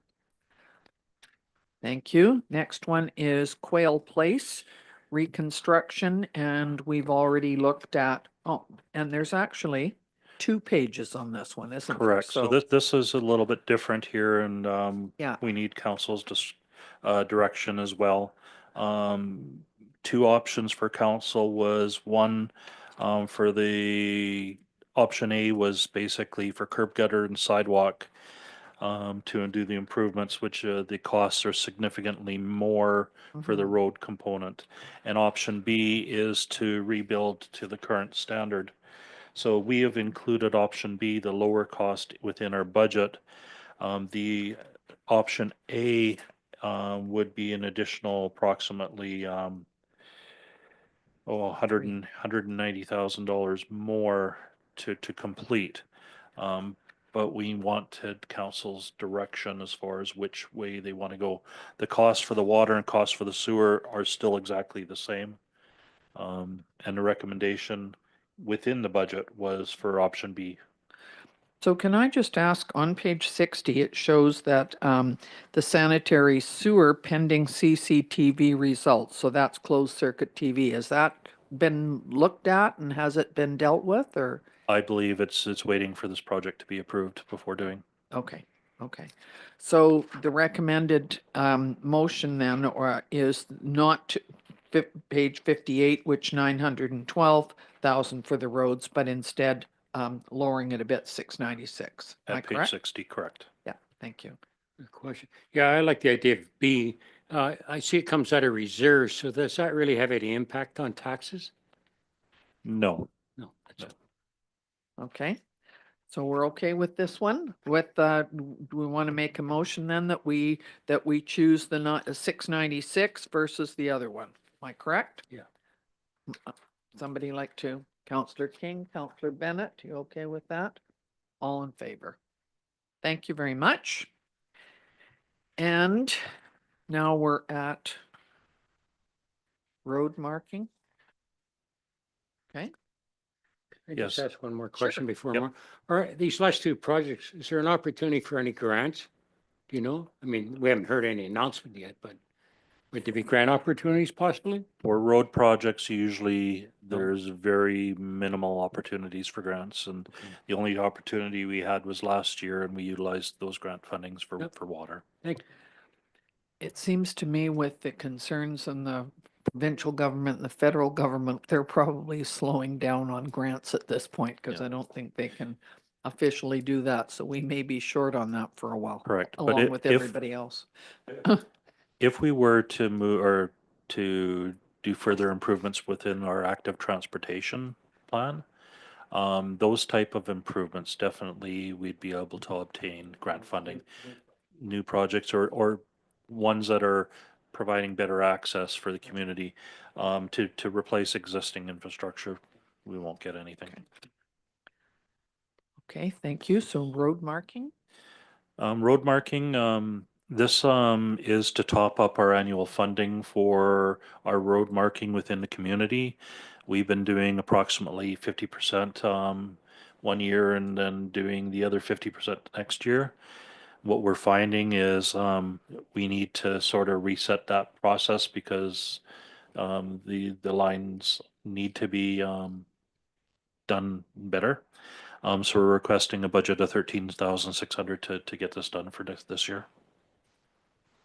It seems to me that we get quite a few comments from people about sidewalks and roads. And I think it's partly our climate and our weather that causes us to require this more often. Look at the banners that we have on Main Street. There was a good example. Because of the weather and the sun and the dryness, they don't last nearly as long as they would in other communities, I think. So I'm in agreement with this one. If are we okay? Go Yeah, no, ahead, I agree Counselor with King. you, Madam Mayor, that this top priority, can this move out before all the people come this summer? Hopefully. That is ultimately the goal. They try to get the line marking completed in the spring. If you wish to give pre-budget approval, it gives CEO Risling the opportunity to move this forward even faster.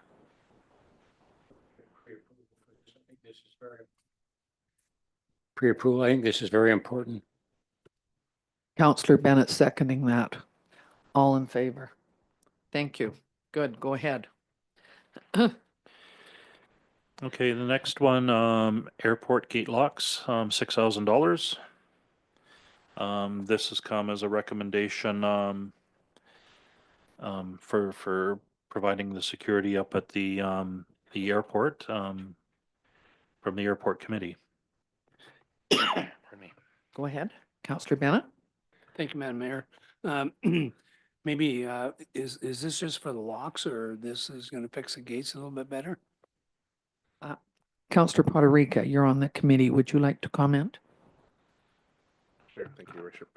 I believe the proposal was to provide a gate that would allow for locking for the user groups.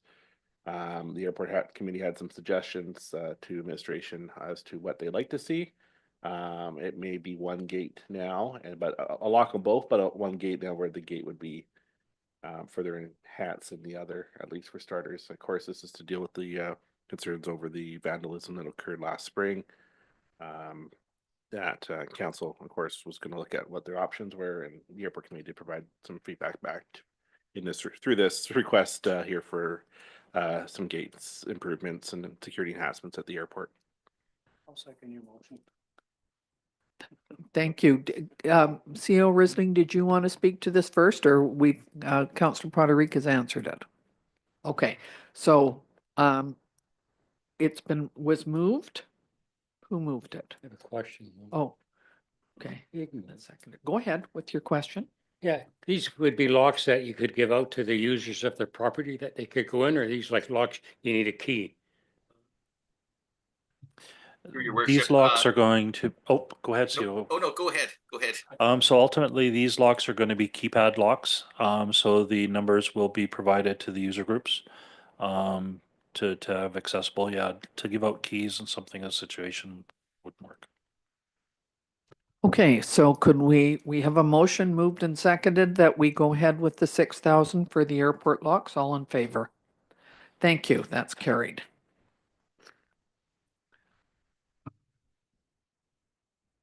So age-friendly and accessibility upgrades. I will jump Oh. in here, Madam Mayor. Good. That's okay. Over the last number of years, the Accessibility Committee has brought forward a number of items to improve accessibility in relation to our parks, fitness equipment, the Moby mats, our trike that we just purchased that would improve accessibility for the community. So we have a couple of items in the works right now. One is the pier, which we do have some funding for the at Haynes Point, and it's in a joint project with OIB, and that's still one of a very important project for us moving forward. Initially, when we did the committee, there was an audit completed, and it's over 10 years ago now.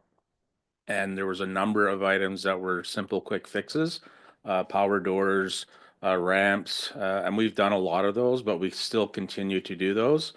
We have completed a few of those again this year, one being the pathway on the Canal Trail where we put a railing, and it's in place right now. So our budget of 33,000 is a number that we utilize and have done for the last number of years. Thank you. So this comes forward to council every year for this amount. Are we okay with this one then? No.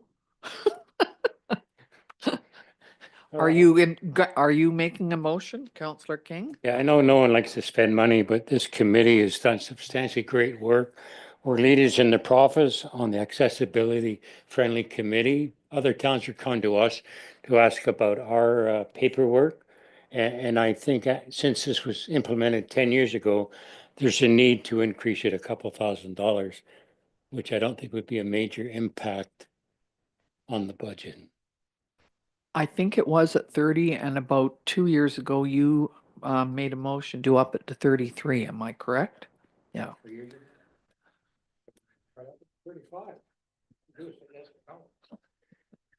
So that's a motion to adjust that to 35,000. Is there a seconder for that? Okay, Councillor Poderica is seconding that. Any more discussion on this? All in favor? Thank you. That's changed to 35. I think we originally decided to do this, as I recall, the front doors at Town Hall did not have a push button for people to come in. And until it was pointed out to us that that was lacking, we were horrified when we realized that. So it's really been front and center ever since to make sure that, and we have a good committee working on that brings us reports. So thank you. All right, fleet. Okay, we've got a number of fleet that we're going to be starting to talk about. But one item that we sort of might want to address before we start talking about our fleet is the potential of the tariff increases that we all may be seeing in a very foreseeable future. So as we're proceeding with these, what we will be recommending, as well as providing the report, is to get pre-budget approval on all of the fleet purchases, to get going on that sooner than later, to try to not get hit with that extra 20 or 25% potentially additional costs. So the first project that we've got is our fleet. It's the landscape broom replacement of $20,000 for our 1989 Jacobson. And when I went through this, I noted that many of these things are from reserves and so maybe we should sort of point that out when we go through, or they're included in water, sewer and water district. So those are, sometimes it's divvied up, that we do the water district, water and sewer, so a third each. So I think that if we have that money in reserves and that might make it a little easier for us to say, give pre-budget approval on some of these for sure. And that is correct. So the financing of all of the fleet equipment is being funded through the fleet reserve fund that council established, as well as water and sewer reserve funds if they're related to utilities. So the tax increase isn't being hit by those these funding of these items is being funded through those reserve funds. Okay, and I'd also like to point out that the RDOS has a purchasing officer that is really good, and I've heard him speak at many times. And if there's anybody else in the regional district who requires some of this equipment, he looks at it. He just gets the best price for us. So that's very helpful to have somebody like that doing it. And that's who we are utilizing currently in all of our procurement purchases right now. Perfect. We're trying to use. Thank you. So the first one is the landscape broom replacement. Do we want to take a vote on this one? Are we okay with this? Are you looking it up? It's not just a broom that you could get at.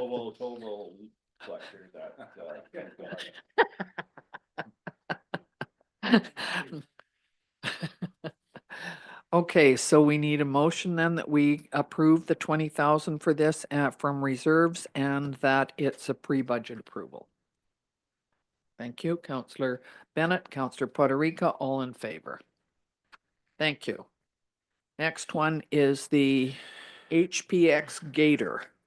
So this one here is proposing to replace the HPX Gator with 2 UTVs for a total of $80,000. Basically proposes replacing, let me just try to get the goals. It's to equip parks and trails maintenance teams with reliable, adaptable utility vehicles capable of performing tasks across various terrains and seasons. So it's giving the operational services the ability. Go ahead, Councillor King. Thank you, Madam Mayor. Yeah, I think it's important that staff has the right equipment to do the work. It more saves them time in the bigger picture. The question is there any trade-in value? Do they take trade-ins on these type of equipment? So ultimately, our old fleet, we try to get the best value for the replacements of them. That is definitely there is some value to some of the pieces of equipment, and some there is a very limited value. Through our future works is we want to optimize our fleet management program so that we are getting the best value for our fleet in return for keeping our fleet up to date. So that process our staff is working towards. It's got delayed a little bit because of our staff shortage, but it is definitely on our radar to accomplish. Thank you. And I know that the UTVs are, it always amazes me to see them out running around when we have snow. Now, we're not hoping for snow. That's not it. What little rain might be all right. But to clear off sidewalks and parking lots very quickly is really key. And it always amazes me to see what's been done even before I come to work, that what's been cleaned up. So I'm okay with this one. This is coming from reserves as well. Yep. And we also need to make sure that pre-budget approval. Somebody like to move? Councillor Bennett, Councillor Poderica, all in favor. Thank you.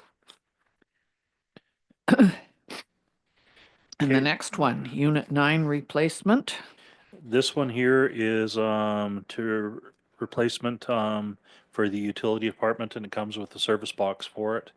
The cost of this one is $120,000 and would be coming from water and sewer reserves. Okay. We okay with this one then? This is a a 2009 Chevy Silverado can, I'm assuming it can be put into sell on the, and see if anybody wants to pay a little bit of it off? Am I correct on that? Or? So what happens with our old fleet when we sell it? Those monies go back into the fleet reserve. Okay, So that, and that's where we talk about when we want to get to that point of optimizing our fleet management, is trying to ensure that those monies flowing in and out are saving the taxpayer dollars rather than it costing us. So ultimately, whatever we can get back on the old fleet goes back into that fleet reserve to fund it. thank you. Councillor King? Question. As we move forward here, there's a few other trucks in this budget. Would we be going to say one company and try to purchase four at the same time to get a discount? Ultimately, yes. So having the ability to move forward with the procurement of this, there is definitely an opportunity for better funding when you're asking for more than one piece of equipment. Absolutely. Thank you. So, somebody want to move that we go ahead with the 120 for this one? Councillor Poderica. Betty seconded, I'll second it. Pre-budget as well, yeah. Any of these pre-budget, yeah. All in favor? Thank you. Anybody against? No? Kubota tractor. So this one here is for replacement of our Kubota tractor and the cost of $60,000. The current one's aging out and it's utilized for parks maintenance and snow removal, which thank goodness we don't have much snow. Okay, this is 60,000, it's from reserves. And is there anybody who, Question. yes, go ahead. You're saying this tractor is not in use right now? Do.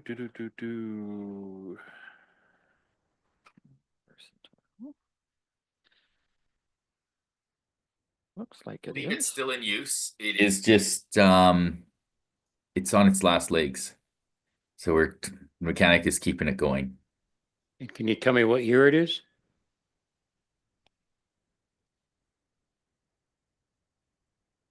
It would be basically within 20 years. So it's fairly significant.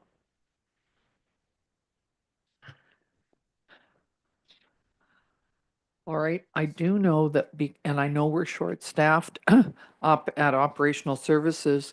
And when we have interviewed people for the jobs that are there, they apparently quite often ask about the state of the equipment that's up there. So this should, if we do this, this should get us on a higher plane when people are wanting to come in. It's definitely one of the concerns that Operational Services has. Do they have equipment that is not going to break down and it's going to be reliable? Okay, Councillor Chong has returned. Okay, so we're on page 71, Councillor Chong, that's the Kubota tractor for 60,000. And we're looking at, go ahead, Councillor Chung, you go. Yeah. Oh, he's saying yes, or is he wants to speak? Okay. Okay, thank you. So, did we have a mover and a seconder for this one? No. Could we have a move? Thank you, Councillor Bennett, Councillor Poderica, all in favor. And we know Councillor Chong's in favor. Thank you. And the replacement towable compressor, also from reserves. So this will be utilized within the operations.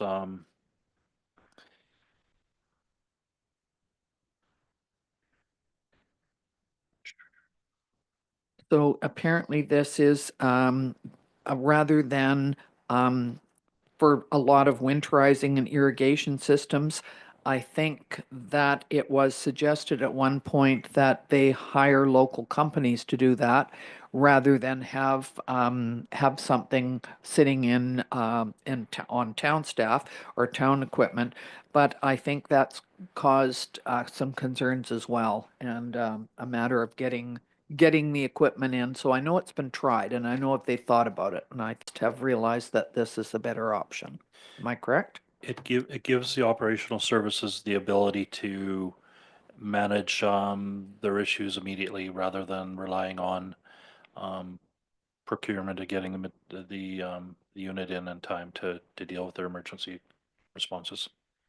Thank you, Councillor King. Thank you, Madam Mayor. I guess it's just comparing about how much do we spend on rental, say, a year for the compressor against purchasing a new one, which would last 5 or 10 years. So Yeah, I don't have that number at this time, but I can get it. how about Mr. Riesling?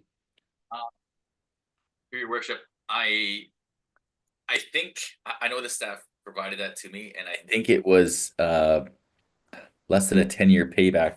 I think what's also important here is our existing one is 1980, so it is in excess of 40 years old, well, almost 45 by the time we replace it. And we do use our air compressor for multiple tasks. So we do a lot of our own irrigation work. So the thing is, we would need to replace the existing. We're replacing with a slightly larger one because currently the existing one that we have does not have enough horsepower to do some of the pipes. So yeah, so we do use our existing. You'll see it dragged behind some of our trucks. It's 1980. And so we do have to, it is utilized every year, the existing one. Thank you for that. Go I ahead. guess the report doesn't even say we own one.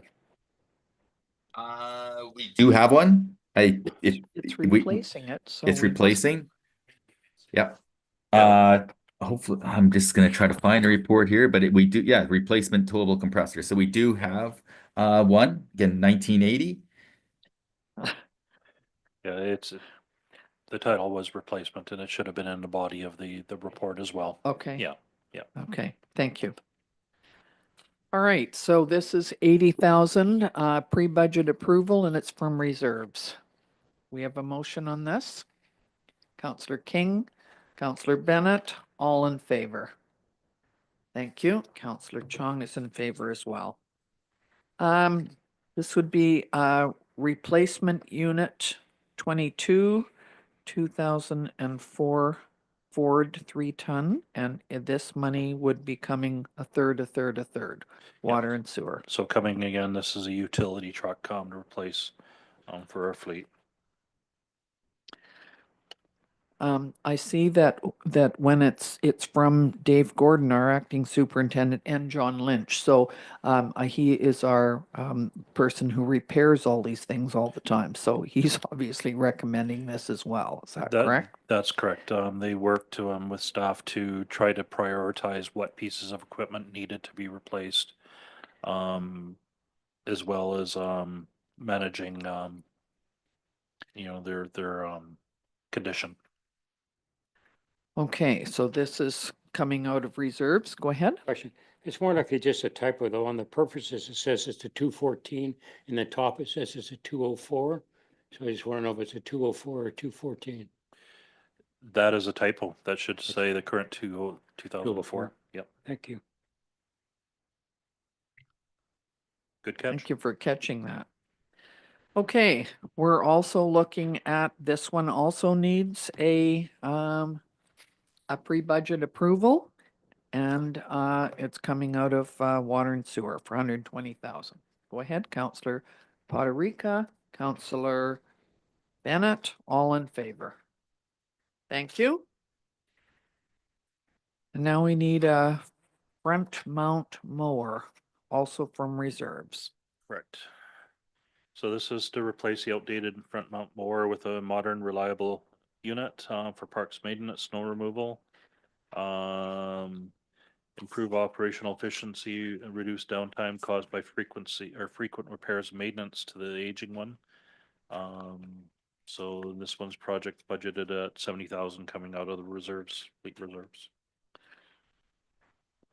Any chance that if we order all these things at the same time, we could get a better deal? Yes. Well, Well, for the let's fleet, hope. for the fleet vehicles, being the same style, absolutely. This specialized pieces of equipment, Might be different. other than trying to beat the potential tariffs or the potential cost increase, no. Can I just ask too, when these pieces of equipment are up at, Public Works, I'm assuming they're, well protected and there are good security up there. Am I correct? Because, I think that's important to make sure that we have. Absolutely. Okay. Counselor King. What's the difference between this mower, the loading, and the tractor we passed earlier? Can't front pieces be switched back and forth? Two different style mower and tractors, basically. So no, they're very specific for each of their jobs, I believe. This particular one then wouldn't be used for snow removal? No, this one also is being used for snow removal. It's just designed a different way, so it does different capabilities for the municipality.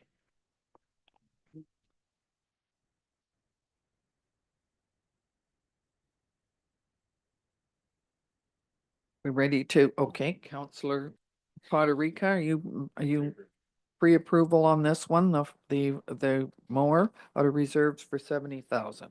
Is there a seconder? Counselor Bennett? All in favor? Thank you. A JCB backhoe. So this is a larger cost, and it's replacing our JCB backhoe with a more versatile and reliable backhoe. We should be able to get a decent return on the existing 2005. I believe it's a 2005 backhoe. It says in here. Is this the one that digs up when they have to go down to and it's a vacuum truck as well, or is that different? Oh, No. this is not that one. Okay.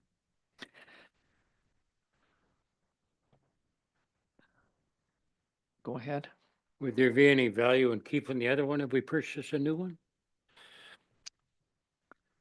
Ultimately, no, because it would sit and be obsolete within the up at the shop. We've got a total of two, so managing two backhoes, it would be significant or sufficient for us with our current operations. Yes, and what do you think the value of the old one is right now? Mr. Risling, go ahead. Yeah, maybe I can add just a little bit more information that Mr. Zackel may not have in front of him. This one is unfortunately is not a good brand or make. We have difficulty even getting parts for it. It's been in the shop months since we've owned it. Our other backhoe is actually older than this one, but it's proven to be a little bit more reliable. Again, unfortunately, our other one is at the end of its life as well. This one is newer, but again, it's more difficult to get parts and is much more unreliable. As far as your question regarding potentially keeping it, one of the things I did want our staff to do is again take one more look at our other one that I believe is a 1999, just to ensure that our mechanic thinks we can limp that one along a little bit more, and based on his assessment of our other one, potentially keep this one as a backup. But I completely agree with Mr. Zackel in that we don't like keeping old equipment. It's costly to maintain. The batteries go dead, etc. But again, due to the age of our fleet, I do want to take a quick second look at some of this older stuff to see if we keep it on a little bit longer. But hopefully we can put it up for auction and rather than maintain it. But I want to leave that decision up to the mechanic based on his last review of the case. Hopefully that adds a little bit more information that Mr. Zackel may not have had. Counselor Chong, did you have a question? Thank you, Madam Mayor. I believe that the old JCB backhoe, was that the one that was sent off remotely to be repaired? and then when it came back, it only was operational for an hour. Could you clarify that, Mr. Rislin? That is correct, Mr. Chung. That backhoe is not something that a lot of commercial businesses purchase. Usually stick with a Caterpillar or a Deere, much more reliable. This one we've had significant issues with. We've had to ship it out to the coast to try to get repaired. I believe it was something like there for around 8 or 9 months. Supposedly got repaired. And you're correct. Within an hour, the lights came back on. I think the next shipment we made it was to Kelowna. They're holding it together, but it is not the most reliable piece of equipment. So again, this one is newer than the our other one, but this one is it's more difficult to maintain. So thank you for bringing that up. Thank you. So I'm assuming we're not buying something with the letters JCB on it if we bought a new one. Am I correct? Doesn't sound like it's been a good one to have. So I think we have to keep an open mind, and we look at things and how the market is and how they are maintain themselves. So I do not want to indicate that any potential manufacturer of equipment we wouldn't consider. So we will look at what's out there and hire the best piece of equipment possible for the municipality. So presumably, if we did look at one like this, it would have been updated since 2005. All right. So we're looking at this money is coming from reserves, so we have this already ready to go, and it's 270,000 and pre-budget approval. Anybody want to move this one? Councillor Poderica. Is there a seconder? Councillor King. Any more concerns? All in favor? Thank you. Councillor Chung, you're in favor too? We're going to assume that. Next, replacing the 2009 Acura with a Maverick. Is this Mr. Davis? This looks like it's your vehicle. Am I correct? Can I ask, did we not just get a Ford Maverick that we've already bought quite recently? Yes, we have. Okay. So it's being utilized. So I believe this one here is replacing the Victim Services Acura with a Maverick and repurposing some of our fleet within the group. So it's providing community services with a smaller truck rather than a car, and having the car, I believe, going to Victim Services to be utilized. So it's internal workings of moving some vehicles around that are still usable, or having something that can be utilized more effectively for community services. So what they're planning to do is take the Toyota Prius and move it to Victim Services and provide the Ford Maverick to community services. Okay. And have we, because we bought one recently I remember, was a month or two ago, has that already been dealt with, or are we still looking at another one?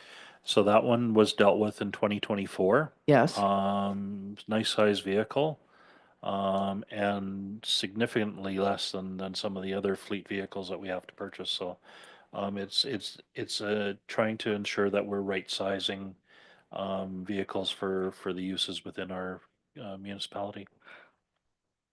So I'm still confused. We're buying another Maverick with this, not the one that we just got. That's no, this is a new one. Okay. So I thought the Maverick that we just got was being used at operational services. At operational services, it is, yes. But this is for community services. Correct. Okay. Did you have a question, Councillor Yeah, King? I do. Thank you. What is Victim Services using at this time? They're using the 2009 Acura. So we had obtained that vehicle through asset recovery from the province. But that vehicle is experiencing significant repair costs and needing to be replaced. So we're trying to limit the amount of expenditures that we're having on it. But we're still responsible for maintenance and repairs no matter what vehicle they have? Correct. So we have two 2010 Priuses, am I correct? One black, one white? No, we've got No? it. I believe it's a 2009 and a 2010. Okay. Yeah. And they're still operational, and I'm just wondering, because they are, they have batteries in them, has that ever been a concern? Have they needed to do battery replacement in them? Always a concern. We've been working with our mechanic to review the timing of that. When's the optimum time to replace these vehicles? Okay. And I don't think this vehicle, the Maverick, is coming from reserves. I think this is a cost. Am I correct? Nope, this is coming from Oh, fleet reserves as well. Okay, sorry, didn't write that down. All right. Yeah. Counselor King? Yeah, thank you, Madam Mayor. I just got a clarity. What's really the advantage of having the car over a mini pickup truck? Madam Mayor, to Councillor King, I can answer that. Many times, myself or one of my staff members will use my car and they will bring some supplies. At times, they require to bring a couple of tables or a couple of chairs and stuff like that to special events. Most times if they can't use my car, they'll pick up the truck that we have, which is a 2000 or 1998, I think, the other one, or a 2006 truck. One is a standard that's been stolen 3 times, repaired and fixed. And the other one is also used at the arena. So having a pickup truck that size would fit the bill extremely well. And I'm sure somebody like our program coordinator, when she's doing events, would be a lot easier for her to, pick up stuff and move and bring around for sure. So the question is, if we have the Prius already, why would you be using your car? Madam Mayor, to Councillor King, I don't use my car, I use the Prius. No, the Prius. Yeah. That's what I thought too, but okay. All right, so And your worship, yes, maybe just one more additional comment, in addition to those where it makes the community services more efficient. It's also in speaking with a mechanic, it is beneficial to have a similar vehicles, and it gives us more flexibility to, I guess, exchange the fleet out, meaning as vehicles are consistent and the same, maintenance of parts, oil filters, that type of thing is easier. And as well, what we're hoping to do, which is alluded to at the beginning of this discussion on fleet management, is when we're able to put more focus on actually looking at our fleet, there might be some that are higher mileage versus lower mileage, and having all similar vehicles enables us more flexibility in moving vehicles to different departments based on their ages and their mileage, that type of thing. So this is also part of the strategy to improve our overall efficiency and on our fleet, and ultimately saving our taxpayers money. And some of the previous vehicles that you guys have already approved, you may have noticed some of them are moving to different areas. So we're doing a little bit of this vehicle, we're moving here, and ultimately replacing X. So having that consistency within the corporation of a similar type of vehicle makes it easier to do a bit of a domino effect in moving vehicles to the more urgent areas. So I just wanted to add that piece. I think it's a positive thing that our mechanic is doing, is trying to become a bit more efficient in servicing these vehicles and providing more flexibility within the entire organization. So thank you. thank you. And I see Counselor Chong has his hand up. Thank you, Madam Mayor. Has there been any thoughts at looking at grant funding that's available for fleet electrification? I'm sorry, I didn't quite catch that. Could you repeat that, please? has there been any thought at looking at grant funding opportunities for fleet electrification? I don't know. Mr. Risling or Mr. Zackel, can you answer that? Take a little bit. Can't see you, Mr. Zackel. Did you want to take this one or jump me to? Gerald says he'll jump in. Go ahead, Mr. Davis. Thank you, Madam Mayor. So one area that we did look at in the past, which we were successful, was gas tax funding. And because an electric vehicle reduces our greenhouse gas emissions and our carbon footprint, when we actually purchased our bus, which, wow, it's over 10 years ago, it's because it was brand new, we did utilize the gas tax funding, which otherwise we wouldn't have. And I guess what's out there now in terms of grants, you know, depending on the flavor of the government, there's going to be, you know, more incentives for that as we move forward. But we did utilize that in the past. I just wanted to make that comment. Thank you. You okay, Councillor Chong? Did you have a further question? Just an additional comment on essentially echoing the sentiments that Mr. Risling had noted. I just want to point out, I did a little bit of research on basically fleet programs with other companies, Purelator, UPS, Amazon. All of these companies have robust fleet replacement and maintenance programs, very similar to along the same flavor that we're trying to implement.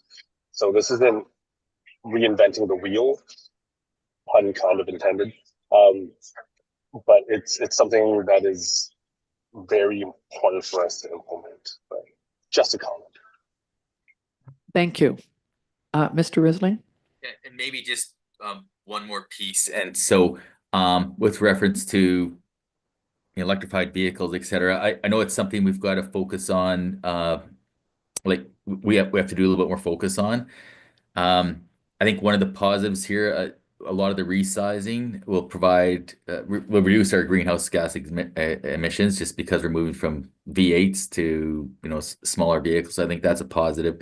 And I'm very hopeful that, you know, once we fill some of these positions, I think we need to take a look at our fleet and manage them a little bit better. And that is one of the strong considerations. So I think it's right now because we have a lot of aging vehicles, a lot of aging infrastructure. As we really make this into a business, the electrification process is going to have to take a stronger consideration as we you know, move along the line of electrifying more of our vehicles. So it's again, I think we're a little bit behind the 8 ball. I think from the positive perspective, I just want to emphasize the positive here. We are replacing with you know, larger V8s in most cases with smaller vehicles. So we're again moving the needle in the right direction. Can we do more? Yes, and that will be the expectation as we move forward and looking at that a little bit better. So thank you. Thank you. Okay, so we need to have a look. I don't think we voted on this one for the Maverick for 50,000 from reserves, and we also need pre-budget approval. Councillor Poderica, Councillor Bennett, all in favor. Thank you. And now we need a flatbed lowboy trailer. Oh, look at the cost of this one, 12,000. We're done. No, I'm kidding. Could you like to, and this is from reserves as well. That's correct. So we're replacing a current lowboy trailer, or current trailer that we have that is too high for hauling our beach cleaner safely. So the plan is we're selling the old trailer and replacing it with a flat deck lowboy trailer that'll actually work for our equipment to haul it through town. Can I ask about the beach cleaner? Have we seen it recently? I mean, I remember some years back that CJ, Councillor Rhodes, was going to drive it in the parade, but he couldn't get it started. Now, that was a while back, so I'm not saying what happened now. But it tends to have problems, and I'm sure it needs repairs quite often, the beach cleaner I'm talking about, because it gets sticks and large rocks and that type of thing in it. It's definitely one of the things that resort municipalities, it came out of that fund, that other resort municipalities have been quite interested in hearing about because I think there aren't many of them that have that. So we're okay with that, or do we know? Absolutely. So our equipment mechanic is keeping all of those pieces of equipment working well. We had limited expenditures related to the beach cleaner last year, so nothing has hit the radar as far as a concern for that. The only concern that we had was having the ability to transport the beach cleaner down to the beaches, so it would be far more effective rather than the other way. With this trailer, good. Correct. Okay, so this is coming from reserves, and we need pre-budget approval for this. Is there somebody like to move it? All right, Councillor King, Councillor Potterica, all in favor. Thank you. And now we have an extended 3/4 ton extended cab pickups. So For the utility. last of the fleet requests is actually two utility department trucks, 3/4 tons, with service bodies on them. So the total cost of those two trucks is $280,000.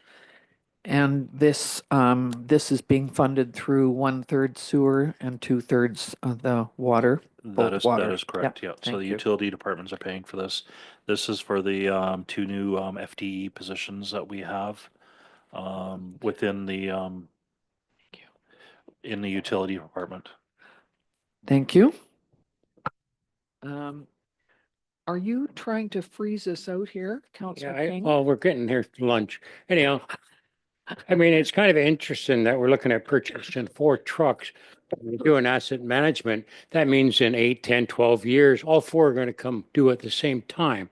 I struggle with that. Well, ultimately, 4 trucks, we have far more trucks than 4 trucks. We've got, Yeah. in 1 year. Well, we've got probably in magnitude, probably 15 to 20 trucks. So we should be replacing a number of trucks each year at minimum. And that's where we've run into the problem is we've got a combination of old trucks that we're replacing, plus we've increased our utility department by 2 staff members. So we're needing those additional pieces of equipment to keep those operators out in the field working. Well, I guess I understand we got lots of old equipment. I'm just looking at 4 trucks specifically. If we move forward, they're all going to come due the same year, Correct. excluding the old ones that might come in between. And that I struggle with. Okay. Not necessarily. They may, depending on how much their use is, I would think that, there might be 2 or 3 probably each year. I think we're going to see every year. Mr. Risling. Yeah, so just a couple comments. Absolutely can appreciate looking at the fleet and the number of items that are requested. I think there's 2 things here. First is we're trying to catch up on significant deferred maintenance. As you may recall, last year a lot of our fleet wasn't approved through that budget process. So really, we're almost doing a 2+1 here. And thirdly, we do have staff without vehicles. So 2 of these trucks are funding the utilities positions that were approved last year. I guess on the good news, even those positions were approved, we haven't been able to fill all of our positions within utilities, but we are hoping to push really hard in filling them so that we can do the preventative maintenance that will ultimately result in savings on our maintenance side. So again, it's doing that preventative maintenance to reduce groundwater incidents, to do the exercising of the valves that are out there to reduce breakages, etc. So this is part of the bigger picture and in attracting staff, providing the equipment that they require.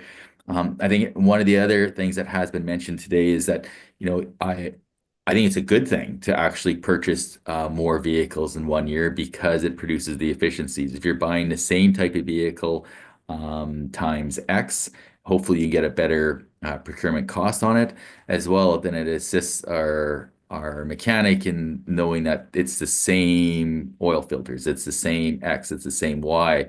So there are some efficiencies actually to going bigger on replacing. If this is the type of vehicle we're looking at, let's do them all because they're again it assists with our mechanic in keeping inventories up, etc. So just want to provide those additional comments. So thank you. And I Thank guess you. I would Go hope ahead. you don't get 4 lemons. Yeah. We're not looking to buy lemons today. No way. Yes.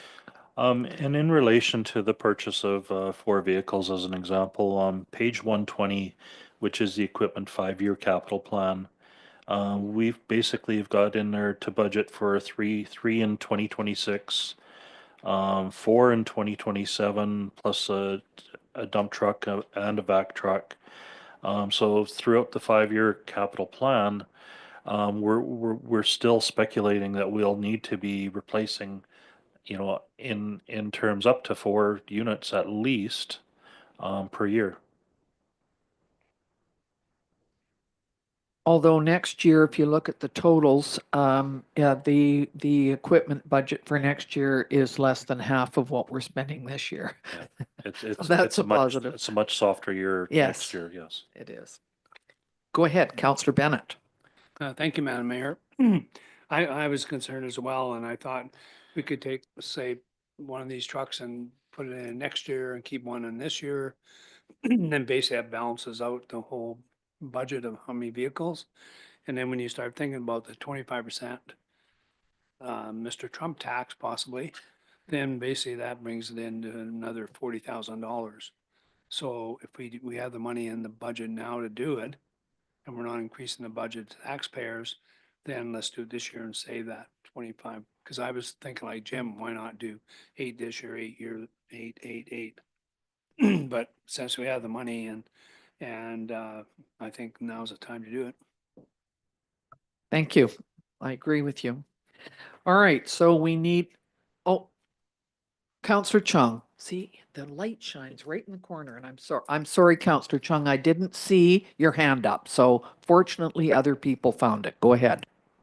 Oh, good. Thank you, Madam Mayor.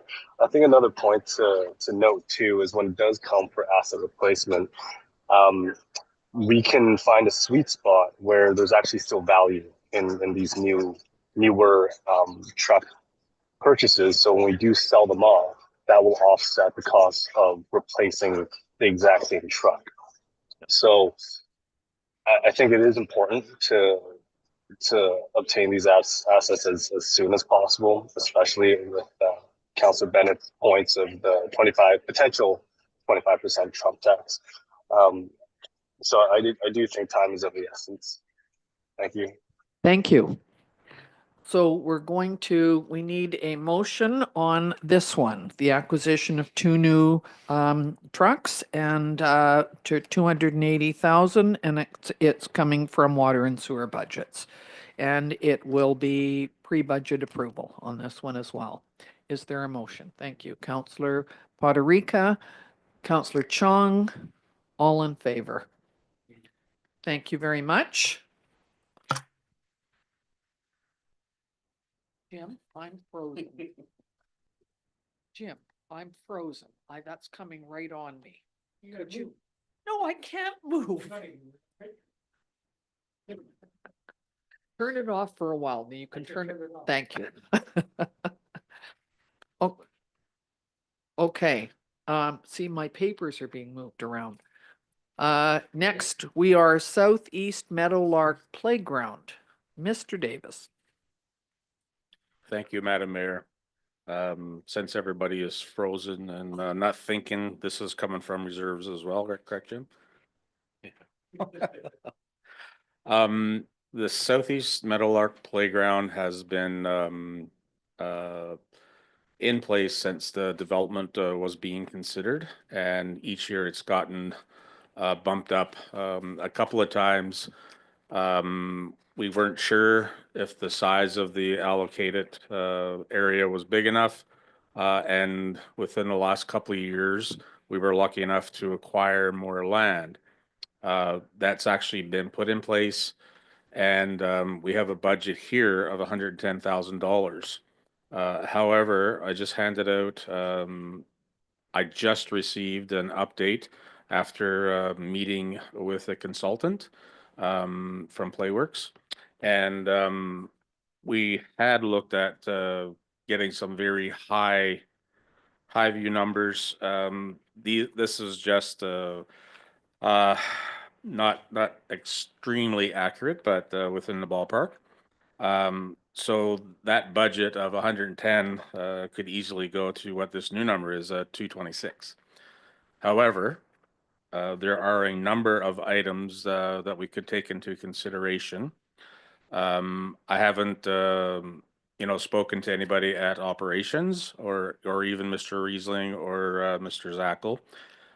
There's probably a good portion of some of the items here that our operations crew could probably either do themselves or work on. The gravel pathway, the benches and tables we can probably identify for our memorial bench program to have that where it is inclusive. The decorative fence we can probably do at a later time. Obviously the trees at a later time, and hopefully the irrigation, which is a big one at $20,000. We also have some stuff in here, the asphalt for a basketball court listed at 32,700, just based on square footage and what it would cost, generally speaking. That could be, put off in phase 2 type of thing, and even, another savings just for this year. And since this has been such a long time coming, and we've had, the local people in the neighborhood really wanting to have this, and I think it's very important to move forward in some kind of direction. There are also grants available, so there's the possibility of getting, if we make it more accessible, we can get better accessible fall surfacing, all that fun stuff. One thing that was put in here was the engineered wood fiber surfacing. Even though that's considered accessible, it's really not the best for anybody in a wheelchair trying to get from point A to point B. And for the most part, we've replaced all of that, or in the works of replacing that with our rubber tire surfacing, which is grant funded at 50%, but very, very expensive. So that's not in here. Even looking at that in best case scenario, we could put some of those things aside. Even at $110,000, we would still have a good opportunity to do the majority of this stuff, if not this year, follow up for next year. Just having the opportunity to put something there though, and making it work would be fantastic. If at a later time, I do get confirmation from operations that some of these things can be undertaken, and I have no idea in terms of our resources or capability and those things. This could easily be done this year. Thank you. And I certainly will agree that this is a carryover from 2020. I can remember when we first had the homes put in at Southeast Meadowlark, and we definitely said at that time that we were going to put in a playground. So, and we've had people who live there who keep asking where the playground is. So I get it. I think we need to move forward with it for sure. And we have some money in reserves. And I think, quite frankly, I think we need to start moving forward with some of this now. Maybe what's in the package at 110,000 and look at that first. And obviously we're going to have to maybe come up with some more. I'm confused about the picture here. Is that page 1 and page 2, they're a little different, and I'm not, can you explain that, Mr. Davis? Yes, Madam Mayor, thank you. The one with the basketball court is the one with the numbers. That's the actual, more to that. The other one was just another option that we looked at if we didn't have, you know, an actual placer for certain activity area, just as another idea or concept. Okay, thank you. Councillor Chong, you had a question? Thank you, Madam Mayor.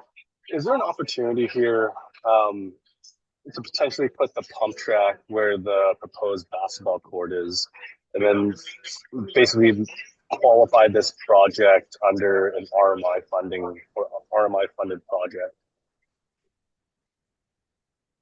Do you have any idea about that? Because that, Madam Mayor, to Councillor Chiang, when our Parks Master Plan comes forward in February, there wasn't an actual discussion per se about putting the pump track at that location, just because of the actual size.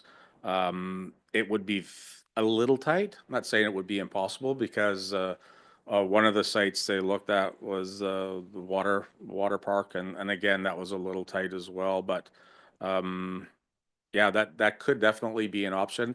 I am actually having a meeting early next week with the consultants after we've extended or improved some extra funding, and I could definitely bring that up. And I think it would be yeah, a good idea to look at that for sure, especially for the extra funding that could be available.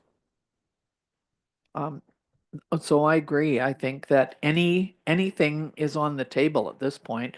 I mean, we've still got the master plan we're looking at, and let's make the best use of the money and anything that we have. But we definitely need to see something move forward on this. That's all I can say. Go ahead, Yeah, Councillor thank you, King. ma'am. Yeah, I do agree. I think it's time to move this forward. I totally would support the 110,000. I think you could start with just excavating, maybe smoothing it out so it looks like we're moving forward. And then as we process forward through the master parks plan, we might find something else we could add or take out before we finalize it. But I think excavating would be very important to get started. I'm sorry, Councillor Bennett, I forgot you. Go ahead. Okay, thank you, Madam Some Mayor. people are louder than others, and you're very soft. Just a question, the Meadowlark itself, when they donated this part of this parkland as part of the project, right? So now the other guy that's developing the other 5 lots or 4 lots, does he contribute into this now? Does he have a portion of his, he has to pay so much for park? Madam Mayor, to Councillor Bennett, I guess how you know, development permits and everything are set up in terms of DCCs, I think a portion, and Jim could correct me if I'm wrong, would be allocated to parkland development or green space development. But other than that, I don't think he actually, or that developer, put anything specific in there that I know of. Mr. Risling, do you have anything to add to that?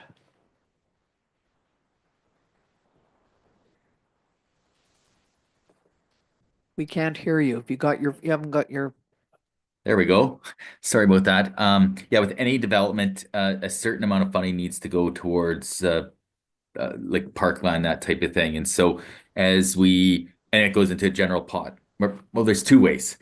As part of development, there has to be so much land allocated to park, or alternatively, in some cases, there is actually a money that goes into a pot. So I think the only part I wanted to say is that all development is contributing to various things. In some cases, it's actually land, and sometimes it's a funding formula. So I just don't want to give council or the public the perception that some developers don't contribute to the overall recreation piece, but I can't add any more an explanation than Mr. Davis did with regards to exactly what the second development is contributing to this piece. So sorry, but I just wanted to make sure everybody knows every development contributes something to that piece.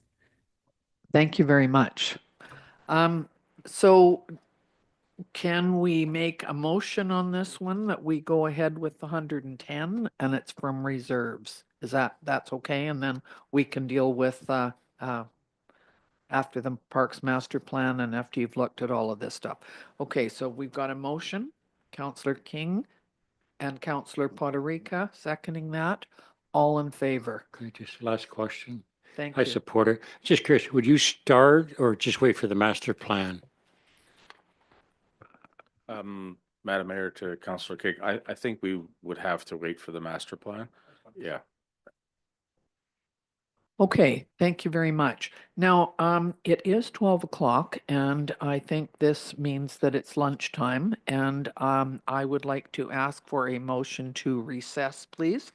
And I'm not sure, would that be half an hour? Does that make sense or is that enough time? Okay, half an hour, everybody? All right, could I have a motion, please? Counselor Poderica, Counselor Bennett, all in favor?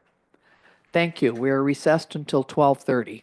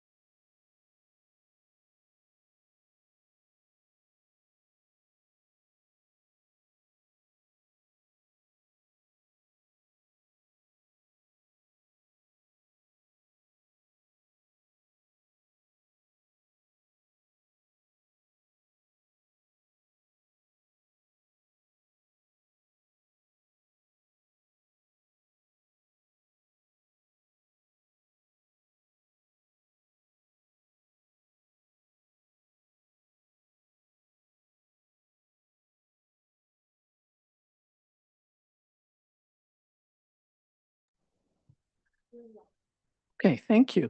So we will start the meeting again, and we are on page 88, West Bench Pickleball Court Improvement. Mr. Zackel. I'll be passing this one off to Gerald Mr. Davis. Davis. Thank you, Madam Mayor. Before you is a request for the pickleball courts, for the rehab, which was brought to council last year. This was actually, tabled, to this year or bumped up to this year, with anticipation of our, Parks Master Plan. So I guess the recommendation before council right now would be until our Parks Master Plan is intact, we can look at this at that time. Nothing has really changed in terms of, what the process would be. The pickleball club has been very proactive in doing fundraising because they've done a number of special events and they hit their target of the 30,000 that they're going to be, putting with this. The biggest thing is, readjusting the courts, east-west as opposed to north-south, and or north-south as opposed to east-west. And they have been still, very proactive in making sure that this is in place.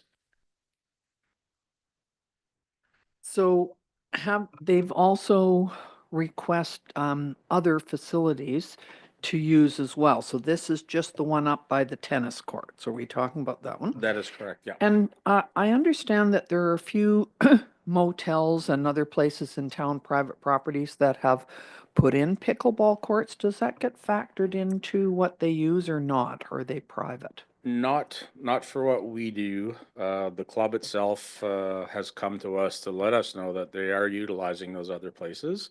I think they have some kind of deal, and it is only for their members. I do know that our consultants in doing the Parks Master Plan will bring forward some information on other communities. And that would be in relation to the number of pickleball courts, what's suitable for a community our size and the use it gets. So I think that'll be a really important component of this moving forward. I agree, and I think we should certainly wait until the Parks Master Plan has been completed. And I understand that pickleball people are one of the groups that is going to be, they're going to check with again. That is correct, Madam consult. Mayor. Yeah. And my understanding was when there are tournaments, or there was one that I was at, and they have the use of one of the tennis courts at the far end that they can put some temporary lines down and use those. Is that still an agreeable working relationship with the people that like to play tennis in that group? Thank you, Madam Mayor, for that comment, and I would love to see you playing pickleball. Were you there No, as a I was visitor? just asked to attend to speak on behalf of the town. Thank you, Madam Mayor. Yes, the tennis club and the pickleball club, we have met in the past, and obviously the tennis club does not want the pickleball users to put temporary lines down. That is definitely not a good thing. And in light of that, they did agree to put temporary lines down during a tournament. But it is also for the benefit too of the tennis players. If nobody was using the pickleball courts and a tennis player wanted to warm up during tennis time, that they would utilize the pickleball courts as well. And it was okay, but those lines were put down and taken up really quick. No, I understand that. Councillor King? I think I support your comment earlier that we postpone this till after the Parks Master Plan is completed. So, and I agree with that too. Is there a seconder? Councillor Bennett is seconding that. I don't think Councillor Chong is with us at the moment anymore. I think he's on a plane, so he can't join us. So we'll just be the four of us. I'll ask for the vote then. All in favor? Thank you very much. We will wait for that. Did you have a question? Go ahead. Just a question, Gerald. We're charging other people for using the use of the facilities, but we don't charge pickleball or any of these other outdoor clubs? Is it just for indoor? Is there kind of a rule? No, with our new fees and charges, if somebody wanted to come book the courts, they would actually pay a fee as is in our charges. The club has an agreement with us, so they come back and do certain things for us to do, to fulfill our needs. They also have to have a membership out at the Sonora Center in order to use that. So they just can't show up and utilize it without anything coming back to us per se. Again, if anybody does join or go to the Sonora Center outside of this, yes, they all have to pay for sure. And 90, I would say, you know, of the membership that we got, there's quite a few that are pickleball users because they play quite a bit of pickleball. Yeah, there's a lot of allocated time for pickleball. Okay, so we voted on that one. We're okay? Okay, good. So we're now on to the fitness equipment weight room upgrades. Mr. Davis? Thank you again, Madam Mayor. So this was proposed to be done last year. Our equipment is getting to the point of, you know, its life expectancy, and there's a number of items that we'd like to replace. The projected costs are $25,000. And at this time, we really could use this. Last year was kind of okay not to do it. But we had an opportunity then to bring some funding back for a budget amendment to get our rooftop units in place, which we were kind of lucky. But if this gets approved, then we would move forward with this right away because it is very much needed. Okay, what is your thought, council? I'll move it. Does they get used quite a bit? Is there quite a few people that have membership that actually use the gym? Or the equipment center? Yes, Councillor King, it is used on a regular basis. I can't give you any exact numbers. But at any given time, you know, in the mornings, the guaranteed people show up before, you know, just after 6 o'clock. Might have anywhere from, you know, 4 to 10 people. And then throughout the day, it's sporadic. No day is any different than any others. Except when the people go through the gymnasium during pickleball. Yes. So those are good days. So you did that? Uh-oh, you're in trouble. Mr. Davis, can I ask, how do you regulate? I mean, obviously, some of the people are using the gym outside of regular hours. How does that work? Do they have to become a member and then get access to that if they want to come in at 6 a.m. or what are the hours? Yeah, that is correct, Madam Mayor. So nobody can just show up as a drop-in. If you want to utilize the weight room at 6 in the morning, we provide a fob. So at 6 a.m. our maintenance person's in, and the people that are, you know, anywhere from a month membership to an annual year membership will get a fob with the accessible, you know, way to get in the morning. After 8:30, everybody, regardless if they got a membership or not, are expected to come to the front counter. And thank you. Is this the same in the evening or what are the hours in the evening? Does it go past? No, Okay. Madam Oh. Mayor, it stops at 9. Yeah, Perfect. Yeah. Okay, just checking. Thank you very much. It used to in the past, and then Oh. it got a little out of control. Okay, Yeah. fair enough. Thank you. Okay, so we need a motion then to approve the fitness equipment upgrades. And is this, what do you call it? You want the money right now? No, not, you don't. Okay, fair enough. So it's been moved and seconded. All in favor? Thank you very much. And Desert Park exterior doors. Thank you again, Madam Mayor. So this past year, we're just completing some of the exterior doors that was approved last year. They're actually not installed yet.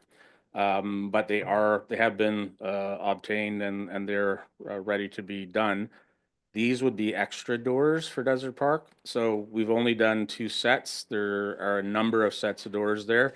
If we don't do a certain amount of doors, some of the exits that we have on the inside all have to be opened up, and some of them are actually, I would say, not locked properly according to our fire department.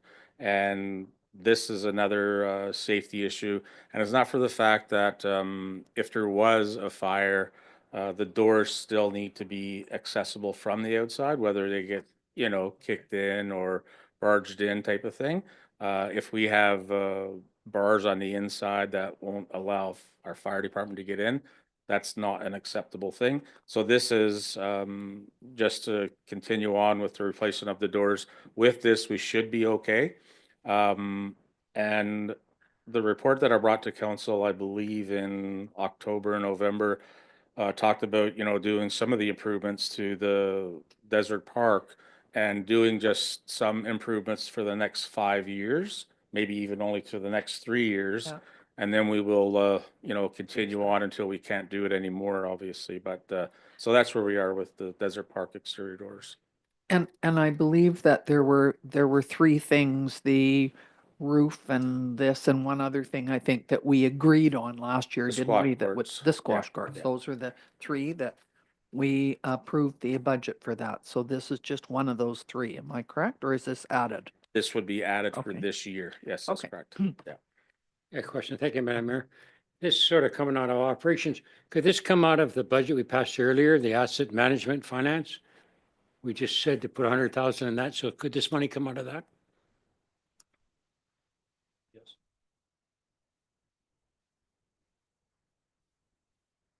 I guess it's the same I pool of thought- money. It is ultimately the same pot of money, because currently it's being paid from funds that are available for capital projects. Instead, you would just be changing it to being paid out of funds that are earmarked for facility replacement. So ultimately, it's still the same pool of money. It's not changing taxation. It's just. But when it comes out of operations, that isn't that increase the taxes? No. No. Okay. Yeah, I think I'd rather leave it where it is. So could we have a motion to do these exterior doors for 20? Thank you. Councillor Poderica, Councillor Bennett, all in favor. Thank you. And now the Sonora Community Center entrance doors. Thank And you very both of them? much. Yeah. Yes, Mm, Madam Mayor. Okay. So in 2004, I believe, when the phase one of the Sonora Center was completed, these doors were installed. We have upgraded to power assist doors. We've manipulated these doors with new panic bars over the years to make sure they work properly. Right now, the main door on the outside facing the road, 87th, is not working properly at all. And we've had a few people look at it, and they're just getting too old. And for us to lock up at night, we're trying to make sure it's tight. Some nights it's really difficult, and it's not good for the person closing. But anyway, with the doors being this age, we did get a quote, and what it would be sliding side doors, and hopefully with something like this, we can get this done sooner than later. And will this take the same amount of space as the doors that are there now? Yes, that Oh. is correct. So Okay. they came, took a picture, fitted it. The front doors will be a little bit different than the back door. Will be one sliding, and the other one will be two sliding, and because it is a little bit bigger entrance. Okay. So yeah, So and you're talking before about the one onto the parking lot? parking That lot, one, yeah, that is okay. correct. Yeah. Go ahead, And I Councillor King. presume they'd both be accessible. Yes. Thank you. Yeah. I'm sure that has to be thought of, right? In any time you put something in. I'm reminded all the time. Well, that's a good thing. Okay, so this is $40,000. It will be done fairly quickly then, I'm assuming, if you're having problems? No, I You think wanna- we're okay. Yeah, You're we're okay with it? Yeah. All right, could we have a motion, please? Thank you. Councillor Poderica, Councillor King, all in favor. Thank you. Now the Gyro Park Doc. Did I miss something?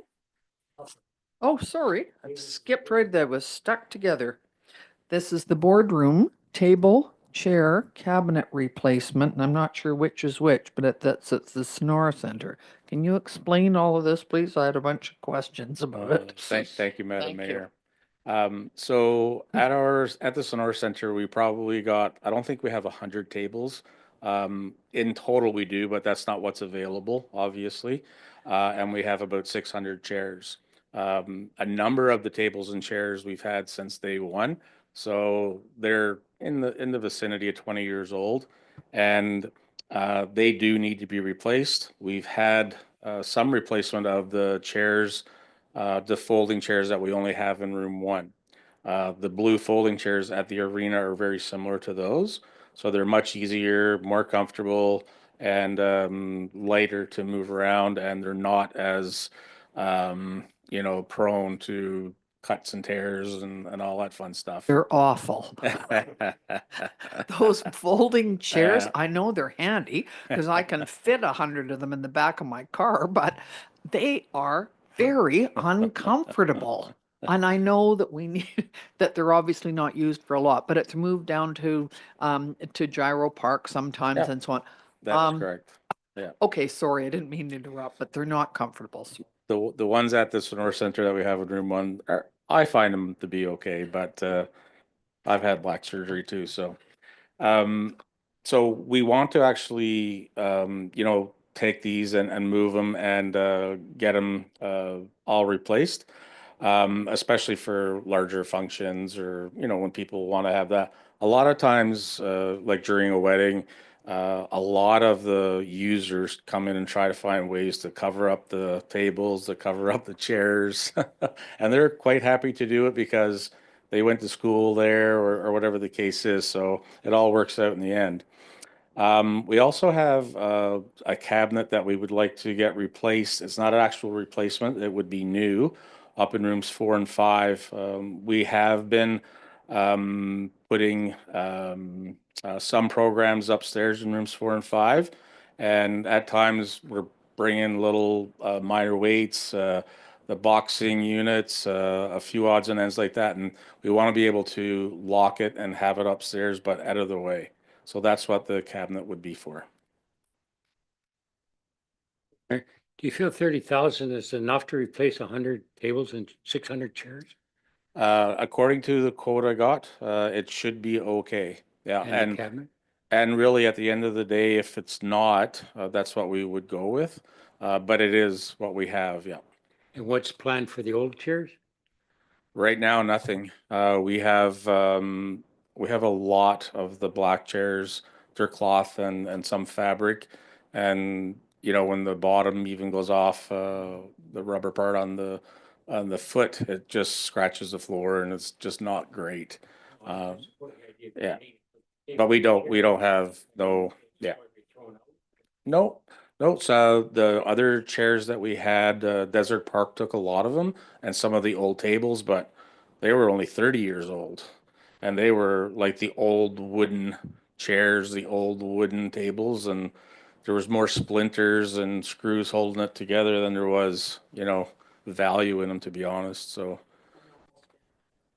All yes, stamped SBA on the back of them. yeah, that's correct. So you But feel, I'm concerned as well, like Councillor King said, I don't think we want to be looking at having all these chairs and tables ending up in the landfill. That's what worries me. Yeah, well, I don't think we would do that. We would definitely Okay, have Find a somebody. place. Yeah, Okay. yeah, between the, some of the user groups, the Elks Hall, places like that, they could definitely get some use out of them. Some Okay, of them are actually quite good. yes.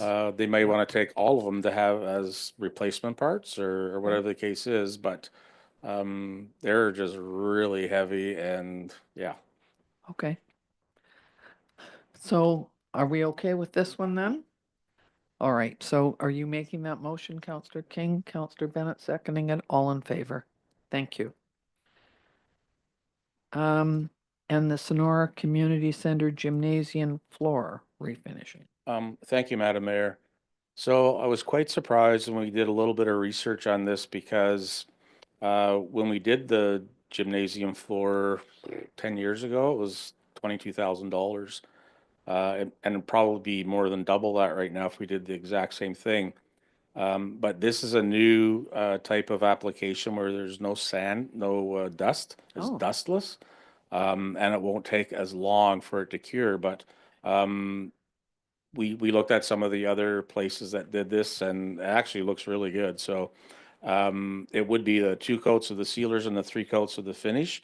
It would be on top of what we have, so we wouldn't be scraping it right down to the bare bottom. And we won't be putting any new lines or nothing like that because they are pretty much They're okay. intact. There might be 1 or 2 that would need a little touch up, but other than that, that's what we would be doing. So it is a quick fix, but it could last for 8 to 10 years, I believe is what they said. Yeah. Go ahead, Councillor King. Thank you, Mayor. How many days would the Sonora Center be closed to do the project? I don't- Approximately? Yeah, I don't have that in here. I could easily find that out. When we did this before, I think we were closed for 2 weeks. This, I would suspect, just if we did it starting on a Friday, probably be done on the Sunday. So it wouldn't take that long. Yeah. I just want to point out that that building was built, I think, in 1950. 44. 44, was it? Okay. And that gym was in at that time. It was the showcase of all schools because it had change rooms down below, washrooms, bleachers, a stage with all kinds of places. Many a Christmas concert I have done in that particular room using the stage and also the floor. So if this is what it takes to refurbish that floor for 10 years, that's pretty amazing because it's been very well used for obviously And they 60, 70 continue to years. do Christmas concerts. Yeah. I know that. Okay, so could we have a motion, please, to refurbish the floor in the gym? Thank you. Councillor King, Councillor Poderica, all in favor. Thank you. Thanks, Madam Mayor. Gyro Park Dock. Thank you, Mayor McCordoff. So this project involves replacement of the floating dock at Gyro Park. It was identified as a hazard and has been discarded. The new dock will serve as a swim platform for community members and tourists and enhance the recreational water activities. So $100,000 to replace that swimming dock down there. So when was this one discarded? Because I thought it had been quite some time that we discarded what was down there. No? No, it's quite, is it more recent than I remember? Part of it went last year, they issued one. Okay, So it's- That's correct. It's a need of, definitely for the public and the kids. It gives the impression that it's a swimming pool, it's inside. Yeah. The walkway, so I think it's a big benefit. to the Okay. public for sure. okay. It's one also that staff would be requesting a pre-budget approval because you'd want to try to get this in place before the tourist season kicks in. And can I also ask, is it the one with, it's kind of a floaty thing and it's big gray air-filled? Okay. Yeah. And what happens to it in the wintertime? Is it need to be protected or does it just get pulled up on the shore or what? I think it gets pulled up and brought back to Public Works. Oh. They're all just big blocks, so they all can Okay. interconnect. They all- And I think one of the reasons there was a hazard is it actually cracked Mhm. and it broke, and yeah, it wasn't good. Well, and that would be dangerous for sure. Now, is this new dock going to be made of the same material? Oh, I see Mr. Risling has something. Go ahead, please, Mr. Risling. Your worship, you can finish just your questions up, but I could add a little bit more on the history of it. No, I just wanted Oh. to know what it was being made of and how we would get it. And is it going to have the same problems again of cracking and breaking? Thanks. So, your worship, and I couldn't hear Councillor King, all of what you said, but I just wanted to clarify that, yeah, we used to have 2 platforms, and over the years, bits and pieces have been breaking off, and the Public Works crew have been doing an incredible job of removing broken pieces, and over the years, it's just gotten smaller and smaller and smaller. Again, we used to have 2, and we went down to 1, and this past year, there was just no more salvageable value left. I do know that yeah, there's been some research on what is available, and materials have changed over time, and the ones that we're looking at are, the most modern that are out there, and hopefully we can get the same amount of life out of this one as the past ones. But yeah, it is a commercial grade, and make sure that um, we purchase something that actually has as long as life as possible, but it won't look exactly the same. And can I ask, is it taken apart and moved up to Public Works in the winter? Oh, okay. All right. Thank you. At least it's not the pictures that we've seen of Gyro Park in the past with the big slide and the diving board. We don't have those anymore, do we? No, I don't think legally we can. I don't think you can have those. Those cost too much money for insurance. Okay, thank you. I'm okay with that. So council, what's your wish on this one? One more question. Yep. If this should go forward and get passed, would we be able to take, say, 4 of those pieces that might be good and move them over to Legion Beach as a platform? Your worship, no, it has been getting smaller and smaller. There was nothing left salvageable. I know even when we put it in this year, it was questionable. So it has all been hauled to the landfill. There's nothing left. There was nothing salvageable, I believe, left in the old one.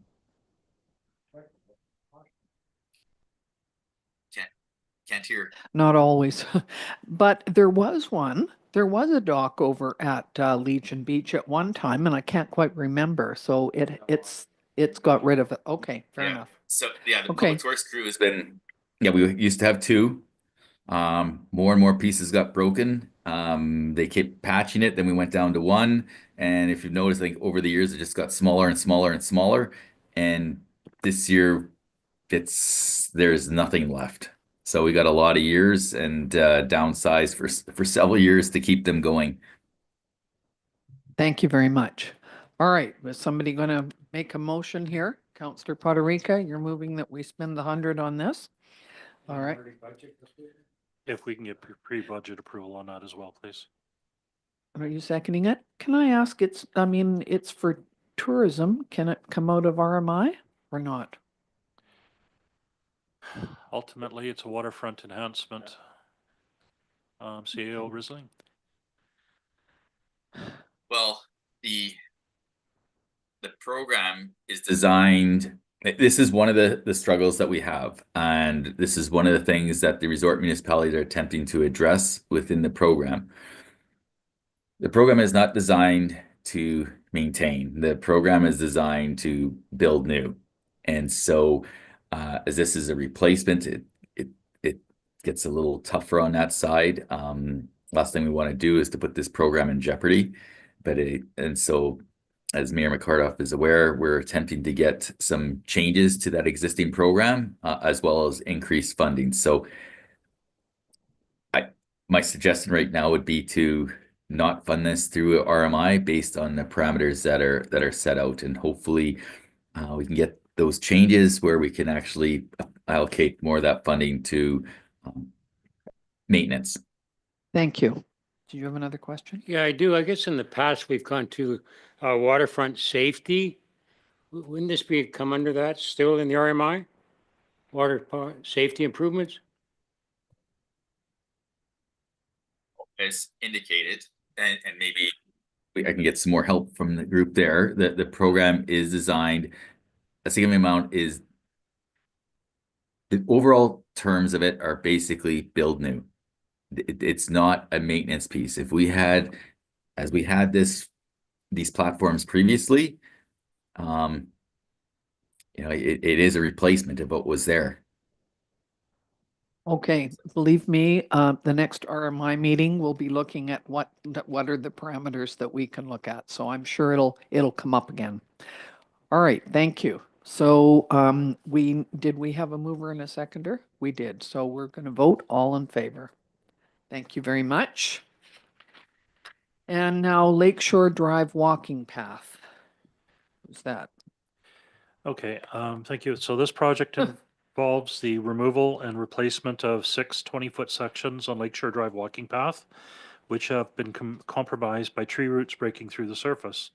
These damaged areas present a significant safety hazard and require us to repair immediately.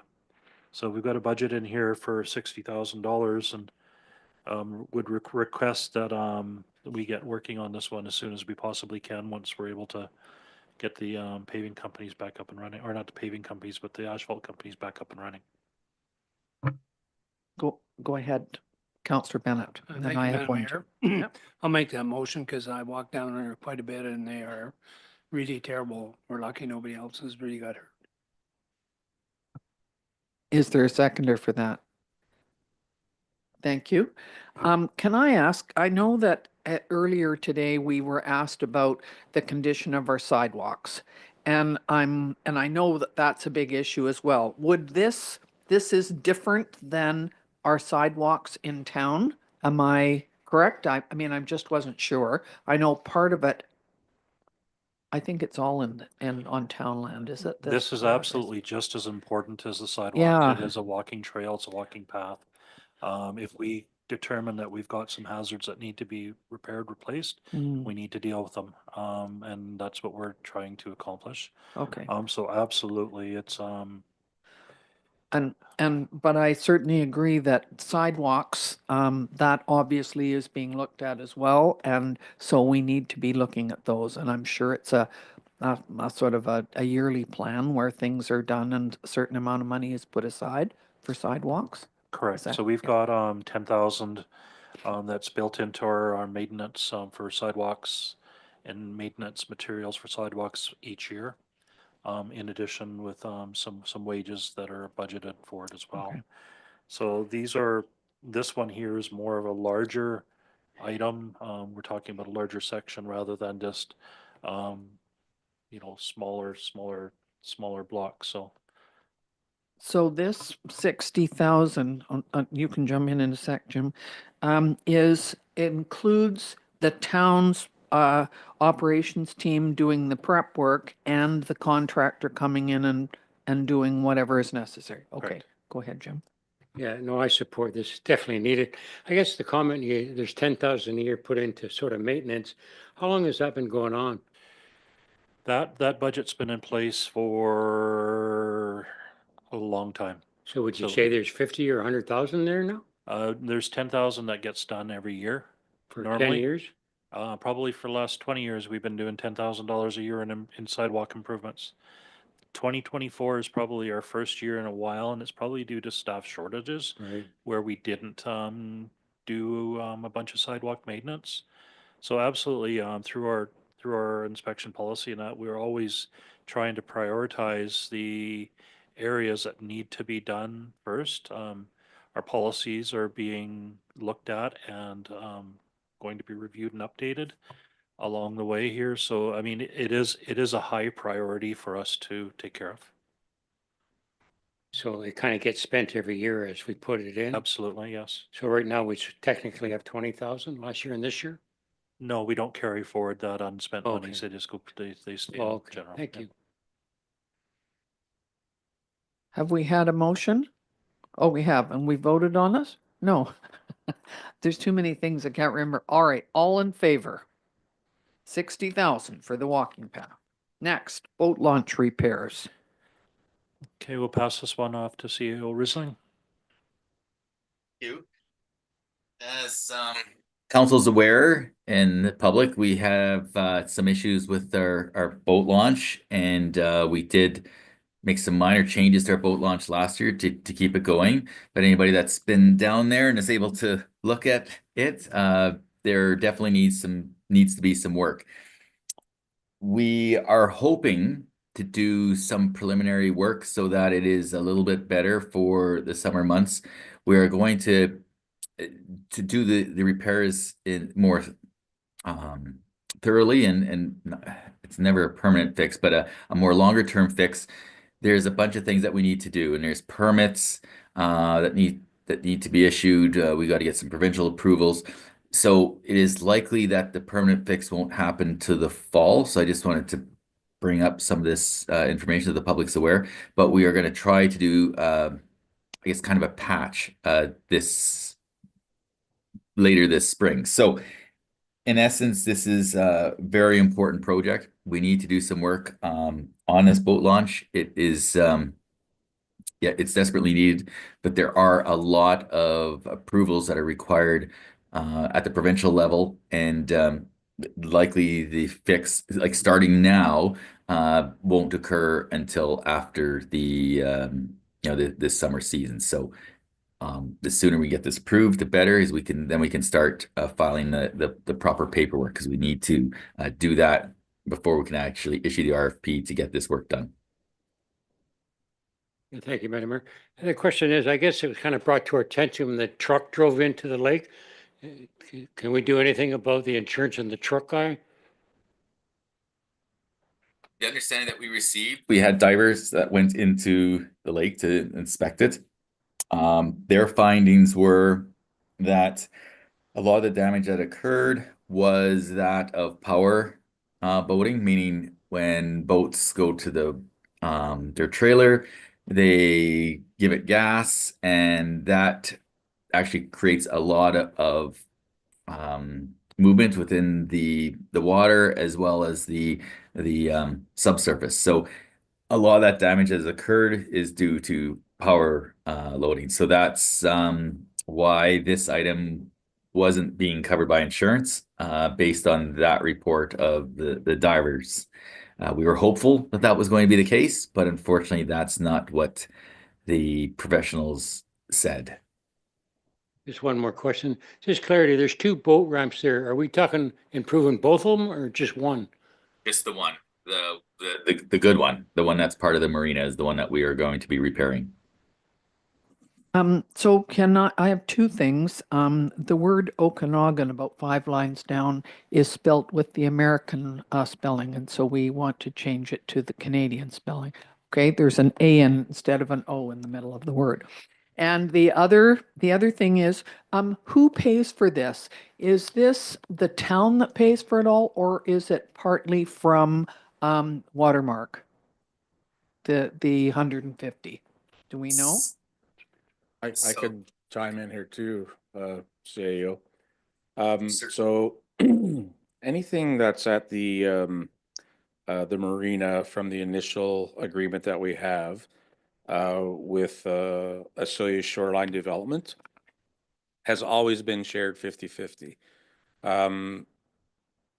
We're not 100% sure that the agreement that we have would help cover the 50% cost of these repairs, because even though it's part of the marina, it doesn't fall within the premise or the realm of the 16 slips that are monitored or managed by OSD.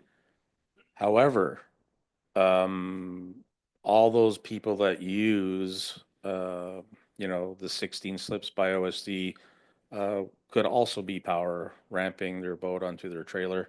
So it's not an easy thing to say that 50% will be covered, but we are investigating and looking into that, and hopefully we will have an answer next week.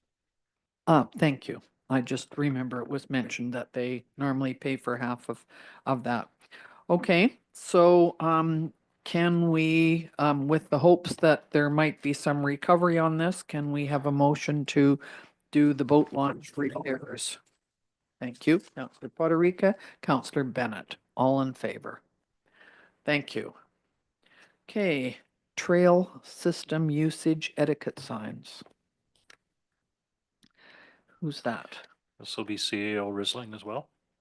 Mr. Risling, are you going to comment on this one? Yes, thank you, Your Worship. As council's aware, our community has been transitioning. We've had a lot more usage on our trails over the last few years, and the modes of transportation have changed. The scooters, e-bikes, that type of thing. And administration has received several more complaints with regards to the usage on these trails due to the additional e-scooter traffic and electric bikes, which is causing potentially some conflict within the various users. So what we've received several comments from users of our trails, and they have requested that additional signage be put up to inform users of the trails of proper etiquette and what the usage limitations are associated with e-scooters and electric bikes on our paths. So this is this budget request is really from the public and is more for an educational type purposes. So I think council's received a number of these inquiries over the past couple of years. And if you walk the paths, you're probably aware of some of these conflicts that occur. So this is an attempt to educate the users of our trail system. Thank you. I think it makes sense, of course. Councillor King? Yeah, I support this. The public has to be aware.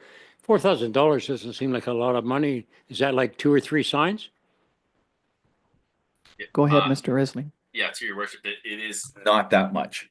We're going to try to utilize existing signs and put additional placards on various poles that are already there. So it is not very much. We're just being cognizant of the pressures on the budget, but can more be done with this, in this regard? Absolutely. So if council would like additional signage and more educational material put out there, we'd be more than happy to accommodate that. This other question, when the staff are putting them in or you look at them, will they have some type of coating on them? So if they get vandalized, they could be cleaned? I believe all of our signs, we attempt to put that coating on them. So that way they don't have to be replaced, they can be cleaned, but it certainly is not a perfect fix. It is labor intensive and just not very visually appealing because we try to deal with those things as soon as we possibly can. But with workloads, it does sometimes take some time. So a good point, and that's something we attempt to do with all of our things, including new washrooms, et cetera, try to get that coating on there to reduce the cleanup of graffiti. Thank you. Okay, so we need a motion, please, to do the signs. Councillor King, Councillor Bennett, all in favor? Thank you. And operational services building roof replacement. Who's this? Mr. Risling? I can take that one. Yeah, there is an error within this one. It's this leak occurred actually, I think, a couple days before the budget was released, and I thought the leak was within the office area of the building, and it was not. It is actually on the warehouse portion. Regardless, the roof is leaking. We did some emergency patch repairs in December, but it does need to be replaced. And again, it's the warehouse portion of the public works yard, the area, the portion of the roof that is on the office side is still okay based on the last inspection. So this is an urgent need. The roof is leaking. We patched it for now, but does need a complete replacement. So can I ask the last paragraph there? Therefore, the budget request will not be completed till there's a better understanding of potential options to use the space in the entire yard unless it's absolutely necessary. So you're now saying that it is absolutely necessary? Yes, Your Worship, and maybe I didn't wasn't clear enough. When we put this budget package together, I thought mistakenly that the repairs required were under the office portion of the public works building. It is not. The damage is on the actual warehouse portion. So the thought process of administration was, we do know that we need to increase the size of some of the office area, and therefore we thought if we were expanding the office area, consider changing the roof completely on the office side. And so not killing two birds with one stone basically is adding on to the office area, maybe designing a different roof that could cover both portions of the office. But again, that was an error. This repair required is on the actual warehouse portion of the building, and therefore we just can proceed immediately. Does that make sense? Okay, but I'm still confused. So the office portion that which requires some upgrading to the whole part there, is that going to be done as well? That no, just that part, the roof on that part is not being done because we have building inside eventually that's going to be done first. Is Yeah, that the correct? office area is okay, as far as the roof, but we do require some expansion of office space. But that's gonna remain status quo. So, well, at least at this point, yeah, we're not gonna touch the roof. And when we start considering the expansions, maybe we can relook at the roof, put a gable type roof on it or something like that, but that is not part of this package. And I apologize, again, the package was written in a way that we thought it was, I thought that the leak was actually in the office portion, which it is not. So a couple of those paragraphs are completely misleading. Okay, Because so this is actually just for the Warehouse the portion, warehouse part of it, and it's got 125,000 for that. that's correct. Okay, thank you. I apologize for that, very misleading. You talk about completing a study for that particular area. Has that been completed? No, it has not. So why would we move ahead with this without the study? So the warehouse portion is leaking. So no, make no mistake about it. And we did a quick patch, and the roofer that went on that portion indicates the roof is end of life. So if we did expand on the warehouse portion, I mean, it's building a new roof. We're not going to change the structure of the existing warehouse. It is still going to remain as a flat roof. The portion that maybe we would consider changing the roofing style is on the office side. It's much smaller. So on the office side, if we expand that, maybe we look at, putting trusses up there and that type of thing. But the warehouse portion itself, if we have to add additional warehouse space, it'll be in addition to it, and we could maybe consider a different type of roof then, but we're not going to change the envelope of the warehouse portion. Does that help? Well, a little bit, but I think you're still talking two things. You're talking about now there's funding to expand the warehouse, which has nothing to do with the roof. That's right, that's a different The piece. warehouse is not being expanded at this point, am I correct? Just the warehouse correct. roof we're fixing. The That's other, correct. the office space is going to be redone and the roof looked at that point, but they're two separate roofs, I think. Am I Yes. correct?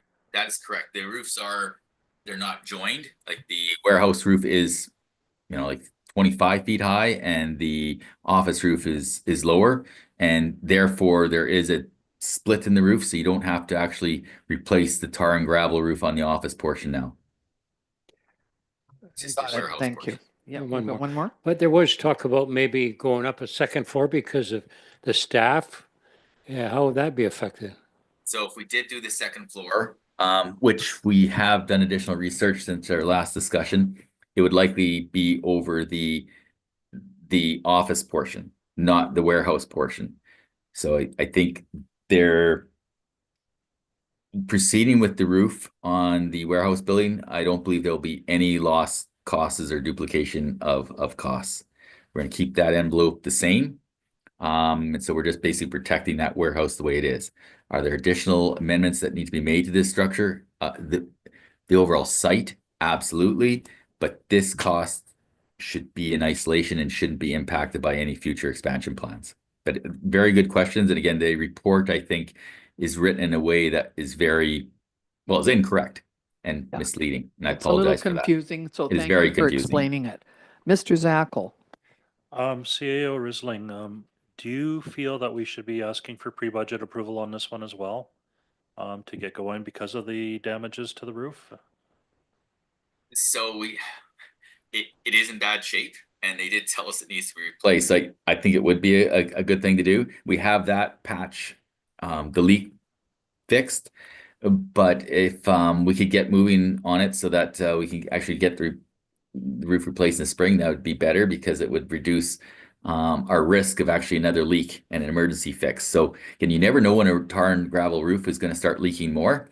And so the early we can start this project, it reduces our risk of additional patch repairs. I think it's so I appreciate you bringing that up. It's probably a good, prudent move. Okay, so what we'll do is look at this, an option to repair, to do the roof replacement and have it, okay, right now, For pre-budget pre-budget approval. yeah. We okay with that? Counselor Poderica, Counselor Bennett, all in favor? You against? Thank you. All right, we will look at housing. Is this Mr. Risling as well? The Yes. so 75,000 in 2025, and then there was some added for 2026 and 2027. Yes, your worship. So this is our existing house up by Sonora Center. The property is in our name, although has a reverter clause on it, meaning it has to be used for recreational purposes or the good of the public. We have checked with the ministry to see that we could put staff housing on it, and they have given a verbal approval. As council is aware, we've had an extremely difficult time attracting people to our community. One of the items that does come up is housing. A lot of municipalities have moved to invest in staff housing, or at least soft landing staff housing. And this provides an excellent opportunity for that. The existing home on that property is in requirement of significant repairs. And that's why we felt if we're going to, rather than invest maintenance dollars into this, look at the long-term needs of the town.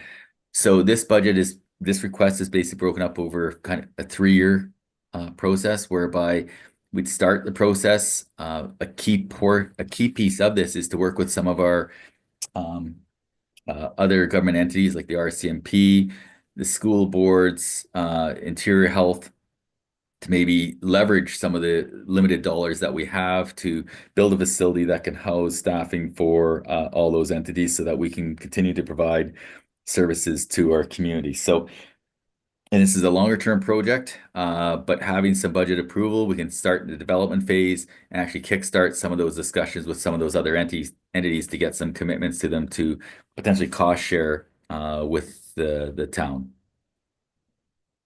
Thank you. Counselor Bennett.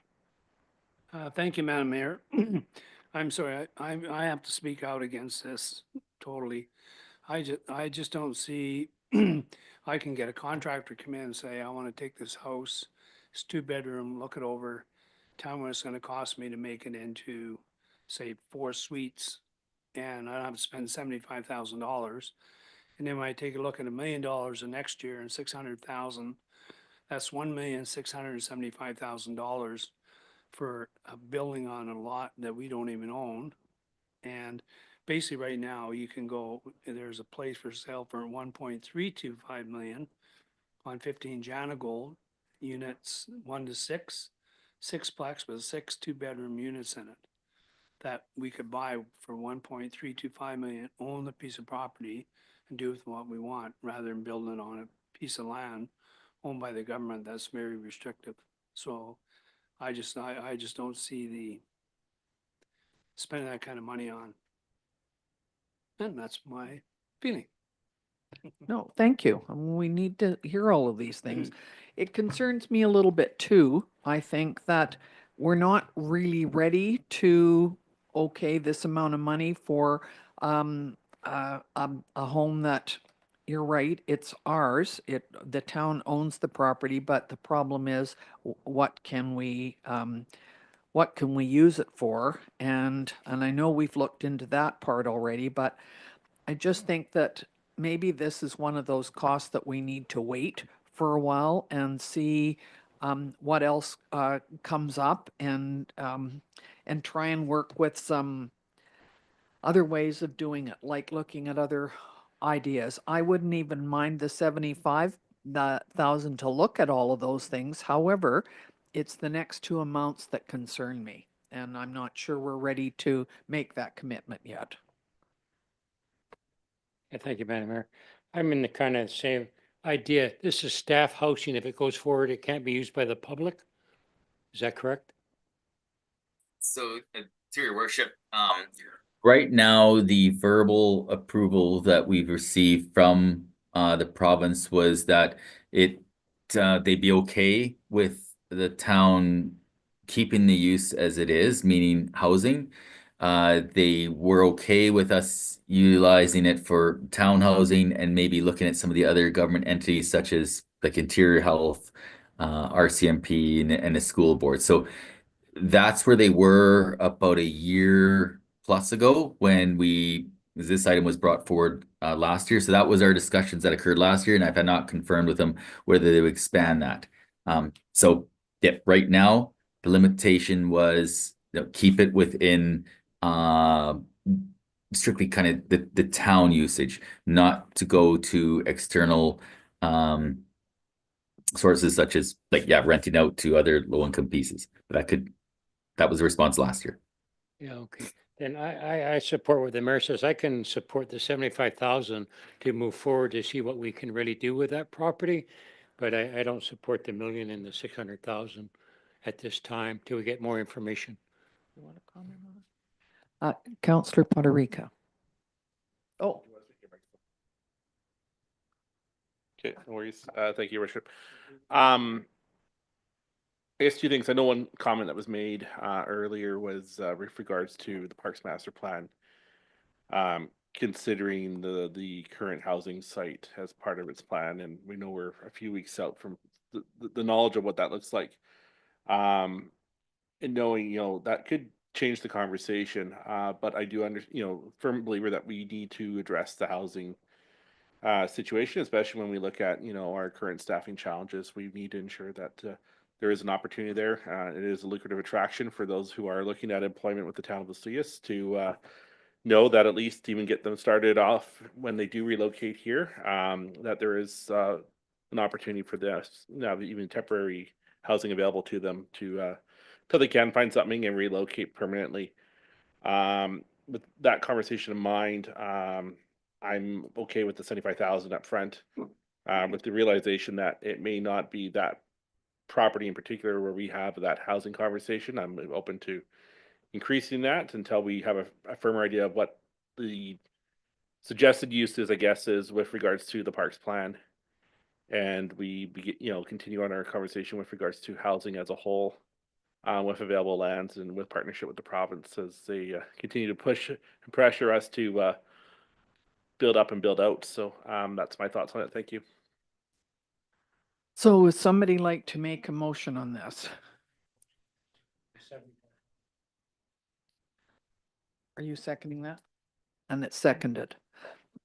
So just the 75,000 for 2025 to research things, but not the 100, 1 million or 600 in 2026, 27.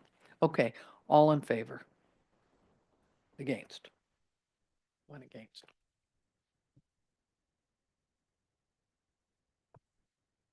Asbestos removal, civic buildings. Thank you, Member Kordoff. So this amount of $87,000 is to take care of the abatement of asbestos containing materials in town-owned facilities that were categorized as immediate priority 1 and priority 2 in the peak environmental studies that we had conducted. So that's what we've got in the plan.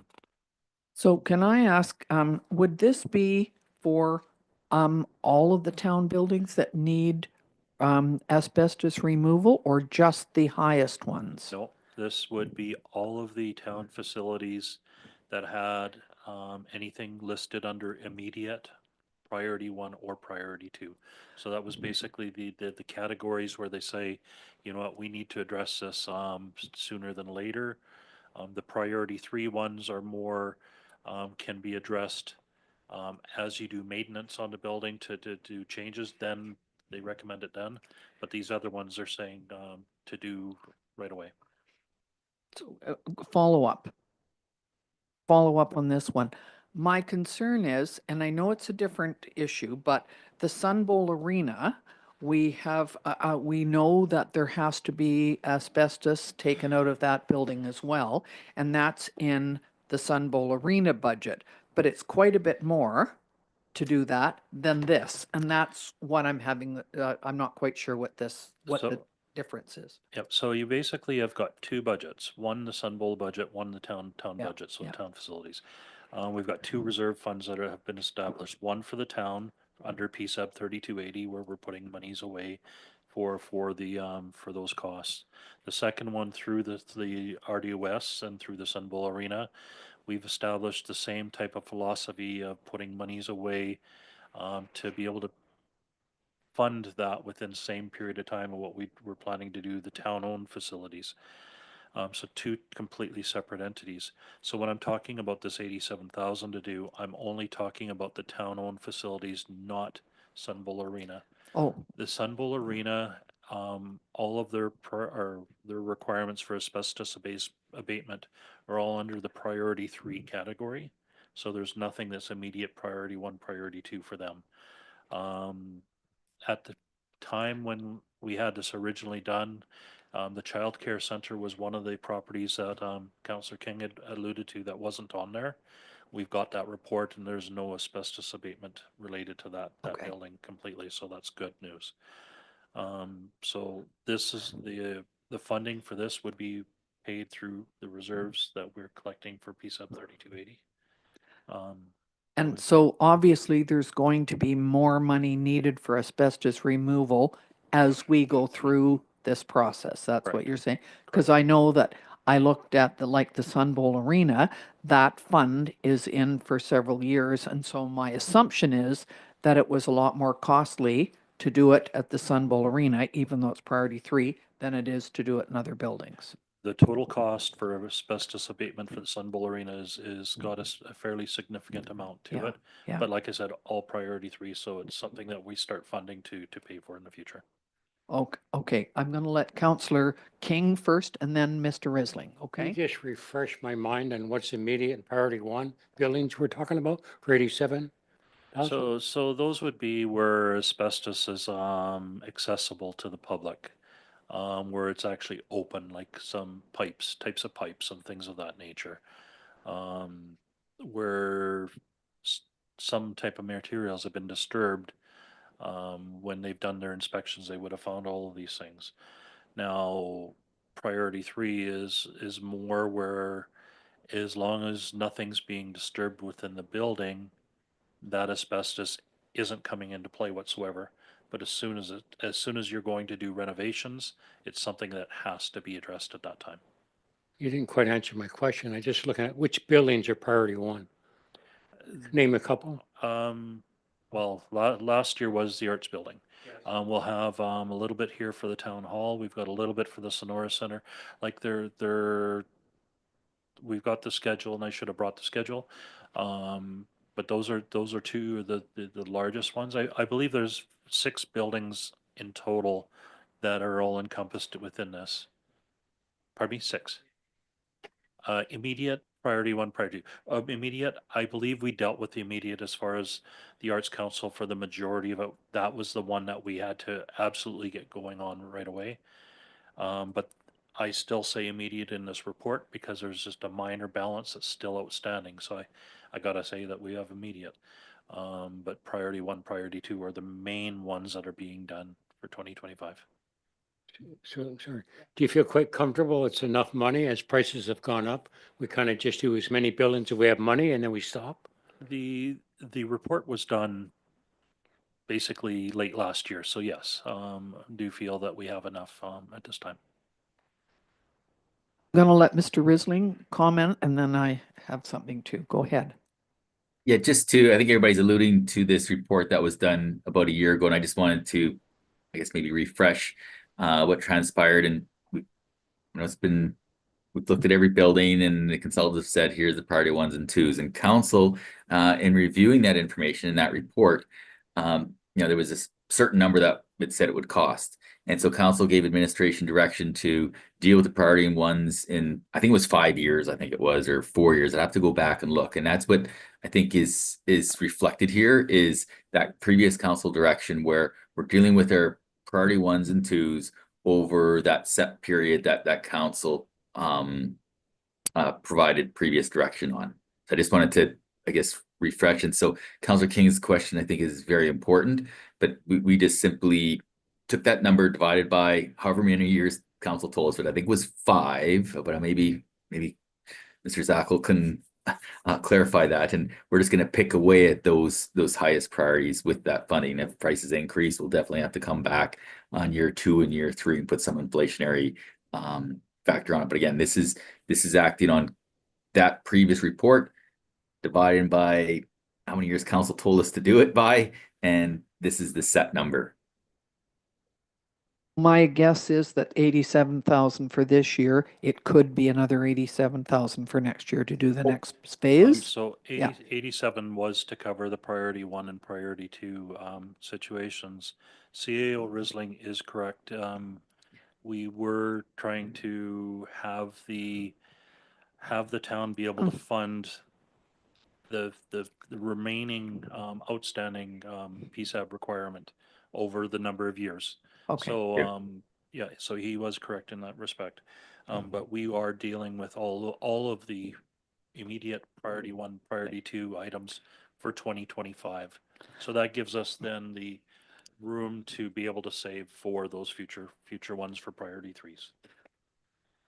Can I ask Mr. Davis, the Sonora Center, is that one of the buildings that is on the list? And the reason I ask is that when I taught upstairs in the far classroom, which I think has been taken down because some of them were, they were up in the roof doing the asbestos removal with a large piece of plastic there, and we carried on, and the kids and I, probably Zach, who was in my class at that time, we did it with the asbestos removal being done above us. Probably that isn't allowed these days. Do you know anything? That's what happened. I remember the warning signs, but they were in the. Yes, we were right up at the top at the end. Mr. Davis, can you tell us the extent at the Sonora Center, or has some of it has been done, obviously? Madam Mayor, Jim would probably know more in terms of that, but yes, there was some asbestos removal during or prior to phase 1 being completed, mostly in the basement, some in the walls upstairs, and which was all mitigated, but there is still asbestos there, and Jim would have that information, yes. Thank you. Go ahead. So yeah, it's all the remainder for the Sonora Center, I believe, is priority 3. When we did the main renovations way back when, they did capture the majority of those things. Okay, thank you. Go ahead, Councillor King. No, I support this totally. I mean, when you Mhm. hear of asbestos, this I has know. got to be looked at sooner than later. I totally support this. Thank you. So you're making this motion that we go ahead with this. Councillor Bennett, you okay with it? All in favor? Thank you. So now we look at Town Hall. Okay, so we've got the town hall. It's to do HVAC and radon mitigation for $50,000. This is going to be funded from grant funding to be able to deal with this. Our radon gas levels at the town hall need to be addressed. And so the proposal is to install a new HVAC system with HEPA filtration, sealing the ducts, applying a spray foam insulation to the dirt slab crawl space, and installing a radon gas migration pipe to safely vent radon outside the building. So would this be a priority budget item? I hope. And how do we do this? Because I don't think that we can do it while people are inside. So would it be, do we have any idea when it would be done? Mr. Risling, do you have any idea, or do we not know that yet? We're just not doing it at the moment because we're all working in here. Am I correct? We've stopped whatever we're doing. Yeah, no, I think we can continue. I mean, like there are 2 main steps, and they put some type of film on the crawl space / dugout, which Public Works is assisted in actually clearing out more, making the dugout a little bit bigger to assist with some of the protection film that's going to go on the lower piece. And as far as the HVAC, that shouldn't take that long to replace as long as it's all here. So hopefully we can continue to keep everybody within the building. Hopefully there is no disruption, but it is a high priority to address this as quickly as possible. It is going to take some time to do, however, but hopefully we won't have to relocate any staff or close the building for an extended period of time anyways. Thank you. Thank you, Madam Councillor Mayor. King? This is going to be supported by a grant. So are we in the process of writing the grant, or have we written the We've grant? already got it. Or how do we know we qualify for a grant? So we've got under the local government climate action program, we've got grant funding available. So then this one does fit within that capacity. So receiving pre-budget approval on this, we can basically get the HVAC ordered as soon as possible and go through that procurement process and Thank you. carry on. So Councillor Poderica's moving this. Is there a seconder? Councillor Bennett. Pre-budget approval. Let's go on this one. All in favor. Thank you very much. Alarm system upgrade.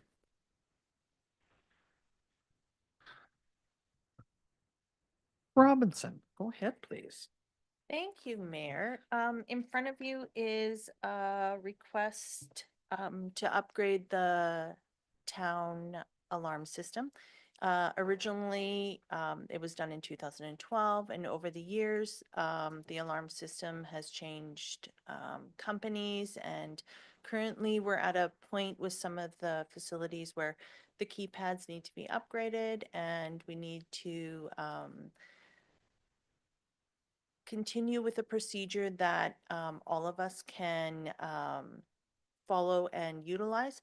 What we have found is that different departments are using different companies, which makes monitoring a little more tricky. And so we would like to upgrade the system so that we're all on the same system and that the monitoring company can access all the facilities if necessary. Through one person or through, one director, so that everyone has the same access. Because right now, that isn't the case. So right now, the three buildings are Town Hall, Planning and Development, and Desert Sun Counseling. So it's just the ones on this property. Am I correct? So that was the start of the project. Oh. And then as it was further investigated, it was found that certain buildings were under one company, certain buildings were under another company. And so the project became larger in the fact that we would like to bring them all onto the same company so that they can all be monitored with the same equipment and the same level of service, so that we're all on the same page, so to speak. So does that include like the Sonora Center and, all of those kinds of things, all Yeah. under the same? Okay. Yeah. Yep, fine. Yeah, no, I support this. It totally makes sense to have them all under one system. I would think in the bigger picture, long term, it would actually save us money. Yep. Absolutely. Okay, so are you making that motion, Councillor King? Councillor Poderica seconding it? All in favor? Thank you very much. And then the hydrogeology and hydrology characterization report. So this report, we had already approved through our budgeting process when we were talking utilities. It's just been included into the general package because it is part of the general budget. So council's already approved that one, as well as the curbside collection carts capital project. And so this one is for 15,000. Correct. Right? Okay, so and it's already been approved, so you don't need to have us do any okay. No. All right, and next is the curbside collection. And likewise, that one was also approved during our utility budget discussions. Right. We know that the regional district, Area A, is getting collection carts brought to the home so that they can start on July the 1st. So the town is a year out, but we in order to use the procurement from RDOS and get a much better deal on garbage cans, we're going to do it all at once and we'll just store them or even put them out early for town if we need to. Is Yeah. that right? Go Go. ahead. I just have a question. We passed already 350, and then I look at an ongoing 45,000 per year. That's not in the capital project on page 125. Should it go in there?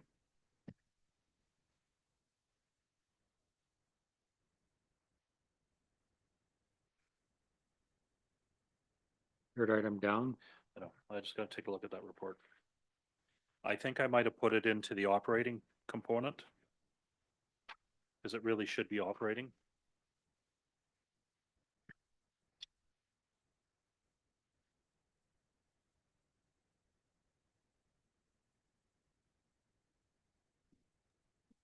Yes, I put that into the operating budget in 2026, On so what page are you on? you won't see it.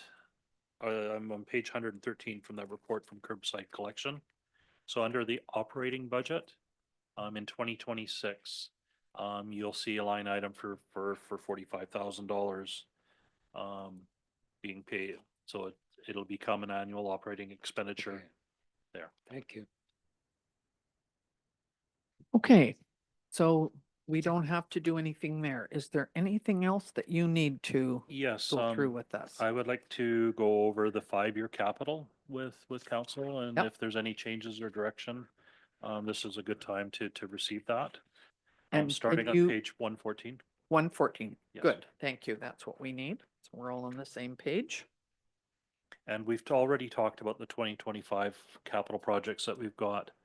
But for the first one, under land, what we've got projected is in 2027, the potential cemetery land acquisition. Now, we won't know until after the study is done what actually is going to be the plan, but to at least project out that there's that potential that we might have to purchase land at this time. Page 115, we don't have anything at this time for 2026 to 2029. Under office equipment, we've got our computer equipment projected out for 2026 to 2029. And this is based on our IT plan and a majority of these things will be for workstation replacements. In 2028, it's a large amount, and that's I believe another server upgrade at that time. And I'm assuming in 2026, you would also be including, there would be a new council here, and presumably you need new equipment for them when in 2026 in the fall. There would be new laptops for Yeah. council, yes, Yeah. absolutely. And then office equipment, like we alluded to earlier, was the cost of photocopiers. So right now it's just a budgeted number in there for 2026 and 2027. Be a more accurate number towards the end of 2025 for the 2026 budget. Hopefully we can still get it at the same price. Why the 2025 amount is higher than the 2026 amount is we're proposing a higher end multifunction printer for downstairs to deal with the higher volumes. So that's why it's higher or more expensive. Page 117 shows you our projected 5-year capital for roads. You'll notice in there our active transportation network improvements.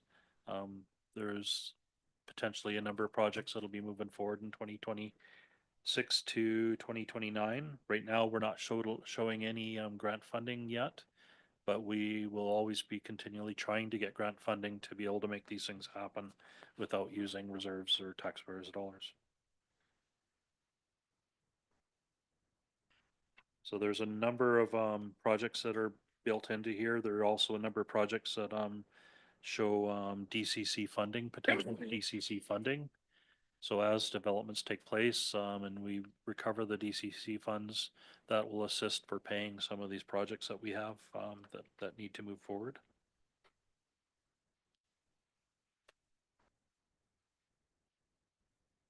Any questions on that one?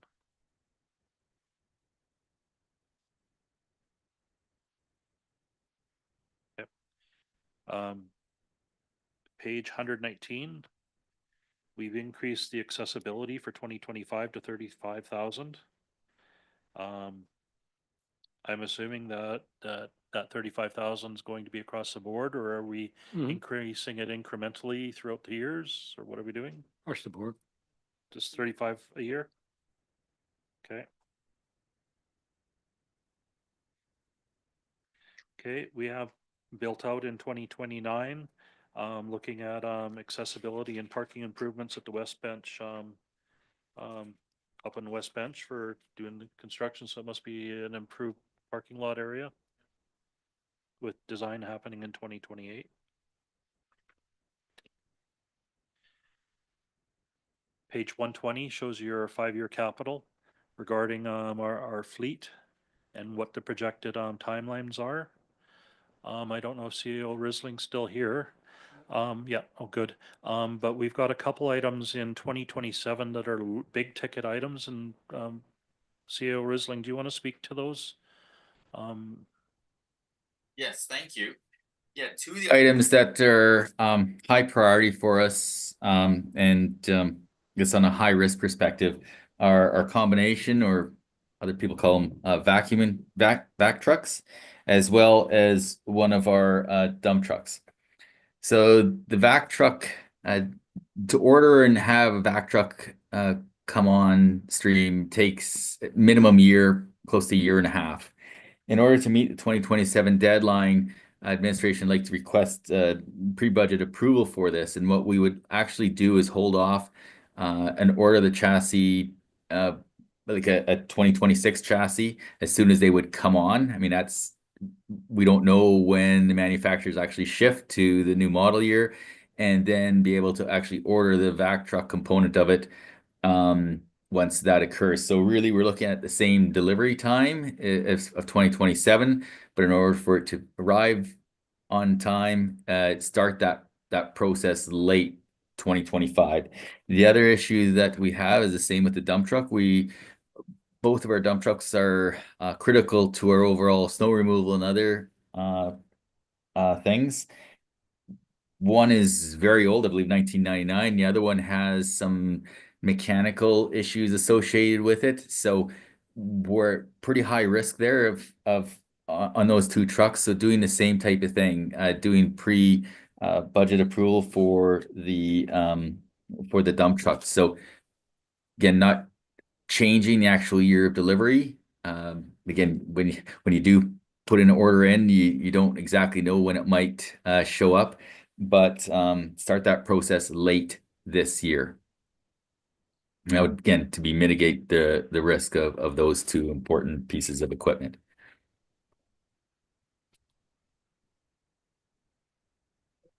Jim, can you just submit on that 700,000 on the side? It says 40%, 40%, 20%. What's the W search? So that's water district, sewer, and general. Okay. So basically, the water fund, sewer fund would be paying a portion of that, and general Yeah, fund would yeah. paying a portion of that. That's fine. And the other question is, Mr. Edison mentioned 2 dump trucks, but I only see one on the list through this whole page. Did I miss it? Unit number 29 is being replaced in 2029. Oh, I see. Okay, I missed it. Yeah. Thank you. So what CAO's Risling is asking for is if we get pre-budget approval to be able to start the process with the arrival date and payment date being 2027.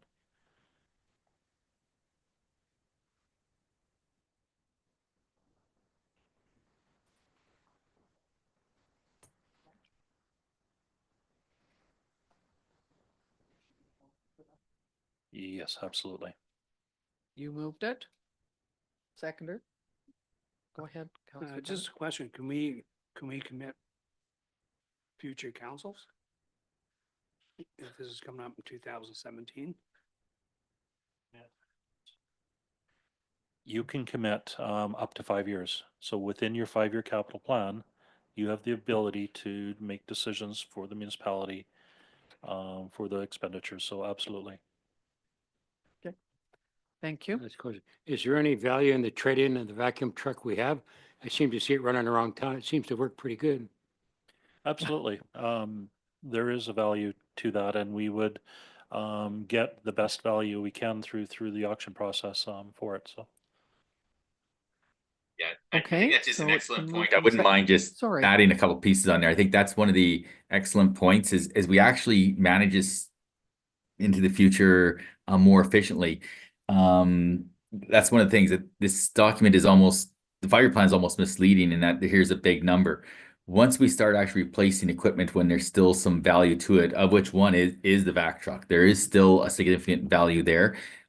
This is almost misleading. You know, here's a big budget cost, but we will get some money back. So I think it's a great point to make to the public.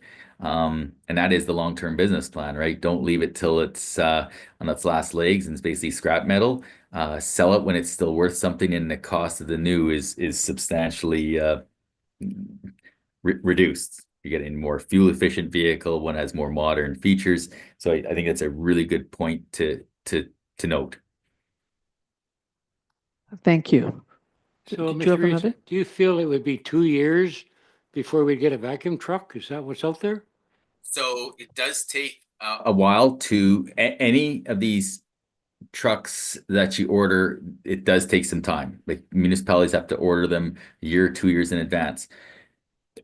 We believe, especially in the vac truck side, we are good for a couple of years. I mean, we are concerned about the resale value because that piece of equipment is still worth something. And waiting until maybe we get the 2026 chassis is probably a prudent move. But I mean, the earlier we move, the better. We're attempting to even out our expenditures. So we got this big backlog of things we need to refurbish. And so it's just trying to balance our cash flows a little bit. But certainly the sooner we can buy stuff, the better. It reduces our risk. So if council wants to up that, absolutely, it reduces our risk. Does that help? Okay, thank you. So it's been moved and seconded. We just didn't vote on it. Okay, so it was moved and seconded that we go ahead with pre-ordering the vac truck. All in favor? Thank you. No? You're sorry, you're against? Okay.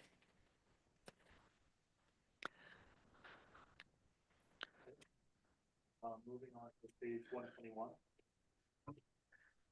We get into the capital for community services upgrades that are projected in there.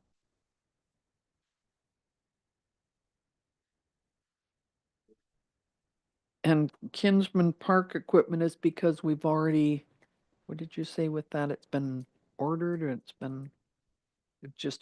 just one that we've had back ordered, so we're okay with that. Park equipment is Yeah. secured.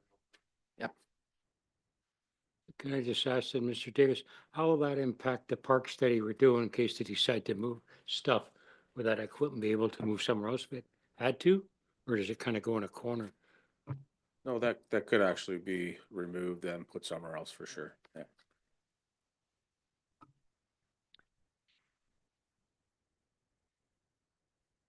Okay, page 122 for Parks and Trails.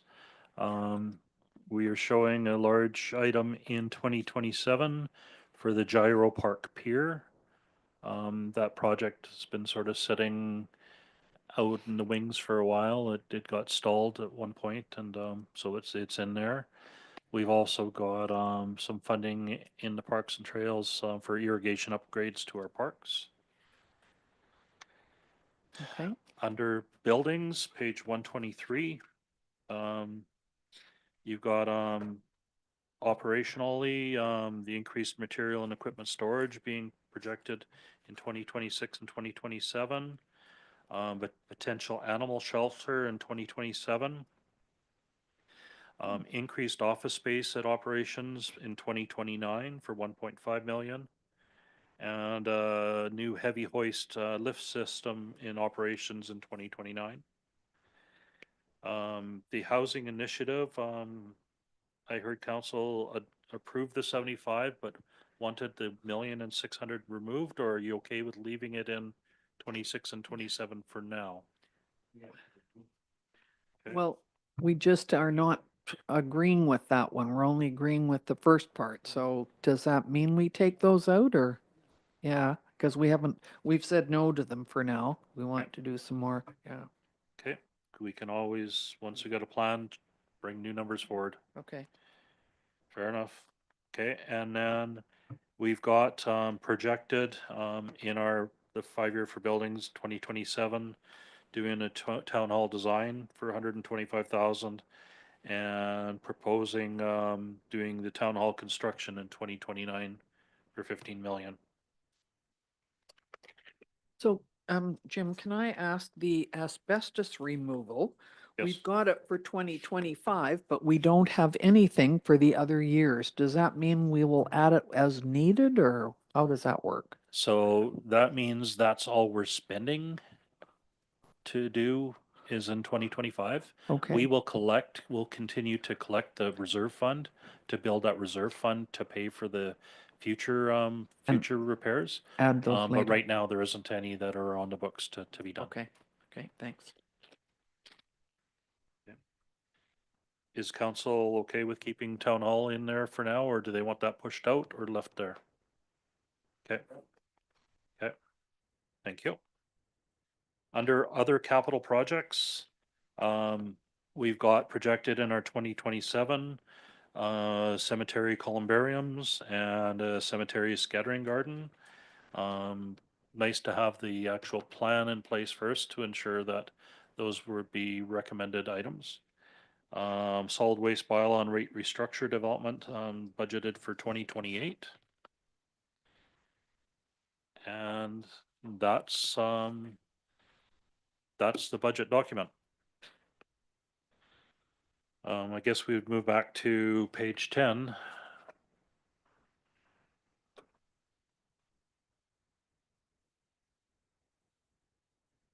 To make sure council's comfortable with moving forward with the rate increases that we've got.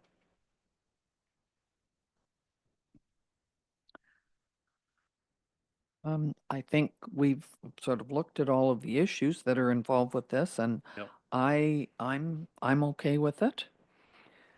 Okay. How about the rest of you? Counselor King? Just noted earlier, I was against the 100,000 going to asset management funding. So I'm still against it, but it did get passed. Yeah, so It did, today's so in. it's in. Yeah, Okay, so we're okay with that. okay. So- Then my recommendation for council, if there's no other changes other than, I believe it was the accessibility one. At this point in time, what I would recommend from council is they would give first reading to financial plan bylaw 1401. And we end there. I have to bring forward the carry forward amounts for 2024. I have to bring forward the amending amounts to the budget for the changes that we've done. And if there's anything that comes new prior to that, I'll bring that forward to another regular council meeting with the amended financial plan and a complete budget document, which will include general, water, and sewer. So Okay. one document. At that point in time, council can see the changes that are being made and then vote for second, third reading and before adoption. So do you have any idea, would that be in a month? Does that make sense? Not next meeting, but the meeting after perhaps, I or would project it won't be this next regular Right, meeting, but right. the one in thereafter. February Yeah, sometime? yeah. Perfect. All right, so what we need is a motion, please, to give first reading only to the 5-year financial plan number 1401. Counselor King, Counselor Poderica, all in favor. Thank you very much. And can I just say thank you to everybody who's here, including our chamber guest who has been here very quietly listening and looking at everything through the entire day. Thank you very much for coming. We hope that there's a lot of people that are watching this online or will actually go back sometimes I go back and review parts of it because I'd forgotten. So we thank everybody, including council and all our staff for looking after this today. And also Mr. Risling and Councillor Chong, who probably isn't listening to us right now. But thank you all very, very much. And so now we will need a terminate 1, 2, all in favor. Thank you very